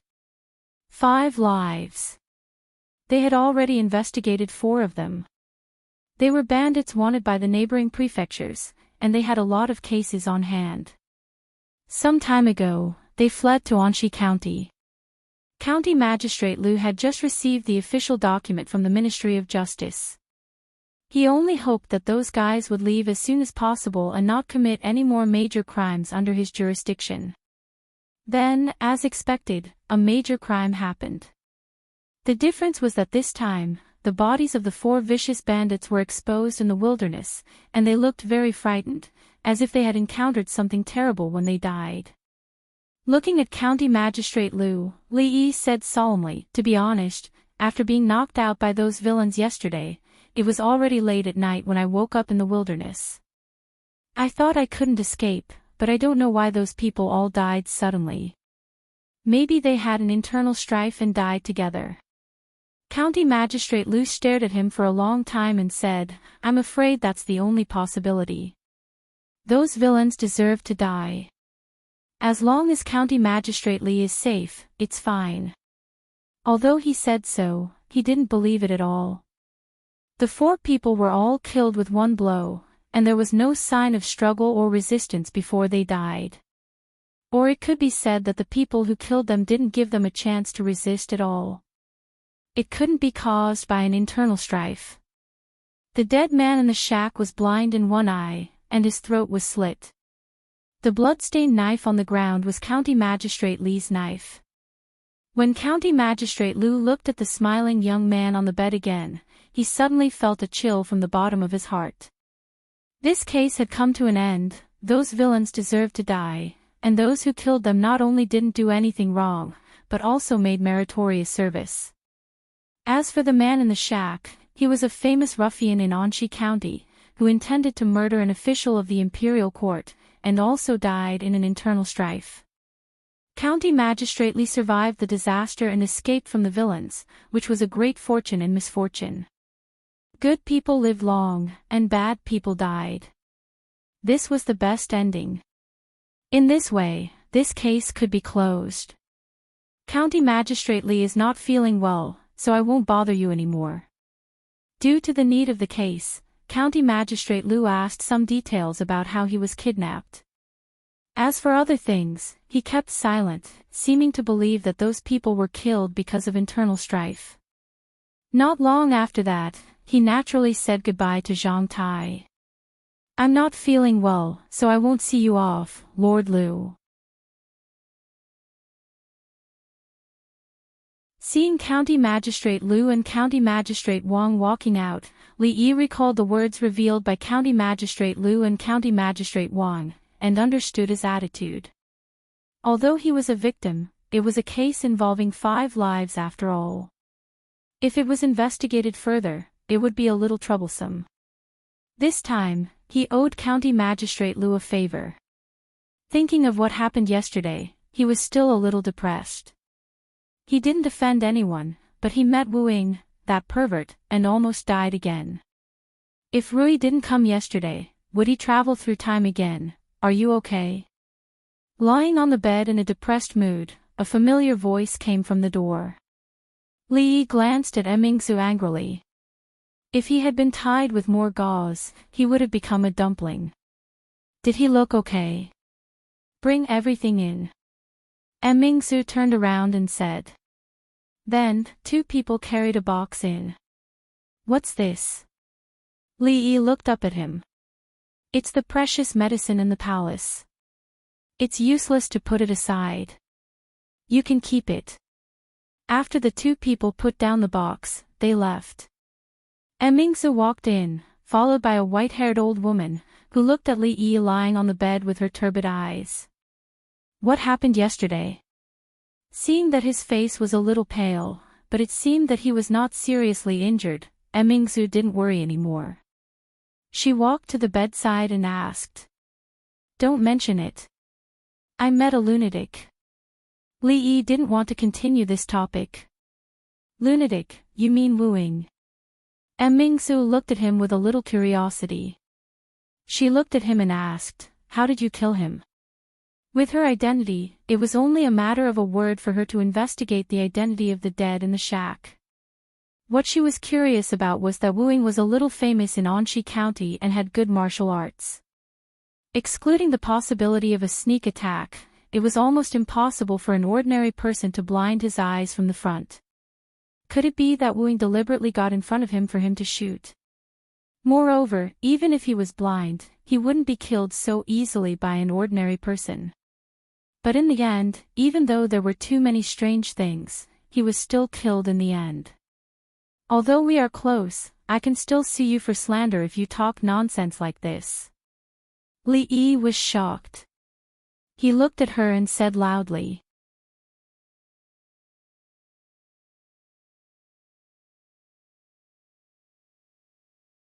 Chapter 204. The girls of the old Li family didn't have any major problems other than cheating others, drinking too much, and not being good with words. Just now, they were talking about his injuries. Suddenly, they made a sharp turn and asked him how he killed wooing. This caught Li Yi off guard. Internal strife. That's internal strife. Li Yi looked at her and reminded her, when I woke up, they were all lying on the ground. Other than internal strife, what else could it be? As for who killed wooing, how would I know? Since they haven't been dead for long, let's find some Taoist priests and monks to summon their souls. Maybe we can get the answer out of them. Hee hee, little boy, you're full of nonsense. Before Mingsu could say anything, the old woman behind him sneered and said. Those four guys' kung fu was excellent. They had committed many murders and fled to various prefectures. Who knows how many soldiers were killed by them, but all of them had their throats slit with a sword. They didn't even have the chance to resist when they died. It can be seen that the person who killed them was a master swordsman. Even if he hasn't reached the level of a grandmaster, he's still one of the best in the world. One of the best in the world. From the old woman's mouth, Li found out that Rui's kung fu was so powerful. While he was thinking, the old woman suddenly bent her fingers into claws and tried to grab his head. What are you doing? Her sudden action startled Li Yi and he instinctively reached out to block it. But the old woman suddenly retracted her claws and shook her head, saying, it's really not. Clang. The sound of a long sword being unsheathed came from the door. The old woman suddenly turned her head halfway through her words. Who are you? Lu Rui pointed his long sword at the old woman from afar, his face full of vigilance. The old woman and Li Mingzhu looked at the sword in her hand with a thoughtful expression on their faces. Could it be this little girl? The old woman murmured. Her figure suddenly flashed in the direction of Lu Rui. Although she was old, her speed was amazing. With Li Yi's eyesight, he only saw a shadow. In the blink of an eye, she appeared in front of Lu Rui. Lu Rui's pretty face turned cold when she saw the old woman who seemed to want to harm Li Yi turn to her. She shook the long sword in her hand and the old woman withdrew her claws that were about to attack her neck. After a short confrontation, she had a general idea that this old lady was a powerful character. It would be unfavorable for her to display her strength in the room. After glancing at the old lady, she retreated. little girl's skills are not bad." The old woman smiled and chased after her. "Help me up." The two of them started fighting as soon as they met. Li Yi hurriedly got off the bed. Mingsu frowned but still held on to his arm. "Don't worry, Granny Rong doesn't mean any harm." Li Yi could see that this granny didn't mean any harm. He was not worried that the old woman would do anything to Rui. The problem was that she had never seen Rui fight with others. It would be a waste not to see such a good show. He couldn't miss it. When he arrived at the courtyard, the sword in Rui's hand had already been thrown away. The old woman looked thin and weak, but she was not careless when she fought. The shadow of her claws flew everywhere. Li Yi couldn't help but think of the 9-in white bone claw. Who's more powerful?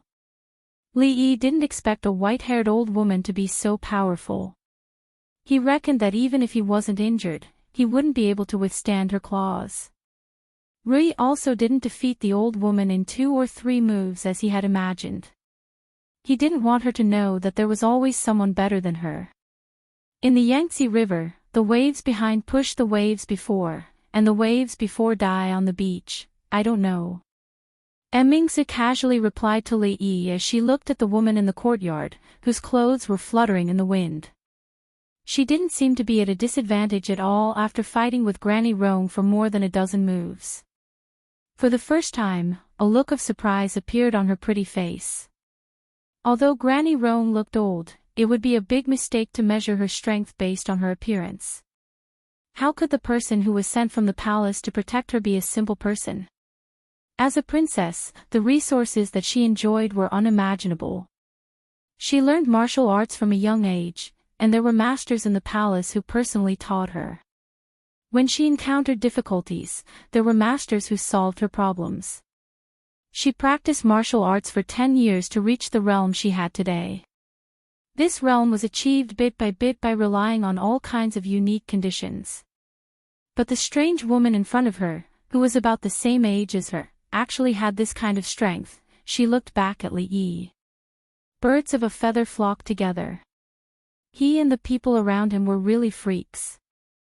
There was a lot of noise in the backyard. Fong was sitting in the shop in front. When he heard the noise, he hurriedly ran out. When he saw that someone was fighting with the second miss in the yard, he didn't think much. After being stunned for a moment, he roared and rushed over. In the next second, he flew out. After rolling on the ground in an undignified manner, he rubbed his aching chest and looked at the old woman as if he was looking at a monster. Oh my God, whose old woman is this? How can she be so powerful? The person who could send him flying with a casual kick was actually such an old granny. If this happened to the old people in the stockade, their old arms and legs would have been broken long ago. Just now, he was just excited. Now that he had calmed down, he quickly saw some clues. Although the two of them were fighting fiercely, their moves were relatively gentle. It didn't look like they were fighting with their lives, but more like they were learning from each other. Fong patted the dirt off his butt and leaned against the wall to watch the fight. Hee, young lady, your martial arts are not bad. The old woman's attack was once again blocked by Lu Rui. A smile appeared on her wrinkled face as she praised her. Not bad was just an excuse. She knew very well that this woman's martial arts could not be described with just the word, not bad. The young woman in front of her was probably the master swordsman who killed the 4 escaped criminals last night. The martial arts world wasn't big, but it wasn't small either. In the small Qing and prefecture, there were 2 master swordsmen at the same time. The possibility that they were both related to the little girl was too small. The old woman is not bad either. Lu Rui's expression was calm, but she was secretly shocked. This seemingly old woman was probably only 1 step away from the Grandmaster realm. The two of them seemed to be evenly matched, but they were just learning from each other. If they really fought with their lives on the line, she probably wouldn't be this old woman's match. She didn't have many opportunities to fight with outsiders. Yesterday, she killed someone in a fit of anger, which was also the first time in her life. After learning that Li Yi was fine, she recalled what happened and couldn't sleep for the whole night. She had always thought that most people in the martial arts world who deceived the world were like those 4 people. Today, when she fought with this old woman, she realized that there was always someone better than her. Young lady, didn't your master teach you not to be distracted when fighting with others? In a fight between masters, victory or defeat was decided in an instant. Her momentary distraction was naturally caught by the old woman. She chuckled and her claws suddenly sped up, reaching for her neck. By the time Lu Rui wanted to block, it was already too late. If it was a real life-and-death fight, there would only be one thing left for a person who was grabbed by the neck, such as the throat. Of course, the old woman didn't have such a thought. She didn't use any force. However, when her claws were about to touch the woman's neck, a white palm reached out from the side and covered her wrist. The palm pushed forward gently, and the old woman felt a gentle force coming from her wrist. She couldn't help but step back a few steps. If the princess hadn't come forward to support her, she would have fallen to the ground. What kind of kung fu is this? For the first time, the old woman's wrinkled face showed an extremely surprised expression. Mingzhu's eyes also moved to the face of the woman who just attacked. The simple push just now seemed familiar. After thinking for a while, she turned to look at Li Yi. I'm sorry. Lu Rui smiled at the old woman apologetically. Even if this old woman didn't mean to hurt Rui, there was no guarantee that there wouldn't be any accidents. For Rui's safety, Lu Rui still pushed her away. She used the force of Tai Chi. Whether it was hard or soft depended on her thoughts. Husband, who are these 2 people? She turned to look at Li Yi and asked with a smile, you're tuning into the LoveLore Library YouTube channel. We're so grateful for your support and don't forget to subscribe to join us on this incredible journey through captivating stories. Your generosity through donations truly makes a world of difference, as it's the primary source of revenue that allows me to expand and enhance this channel for you. Thank you from the bottom of my heart for being a part of this adventure.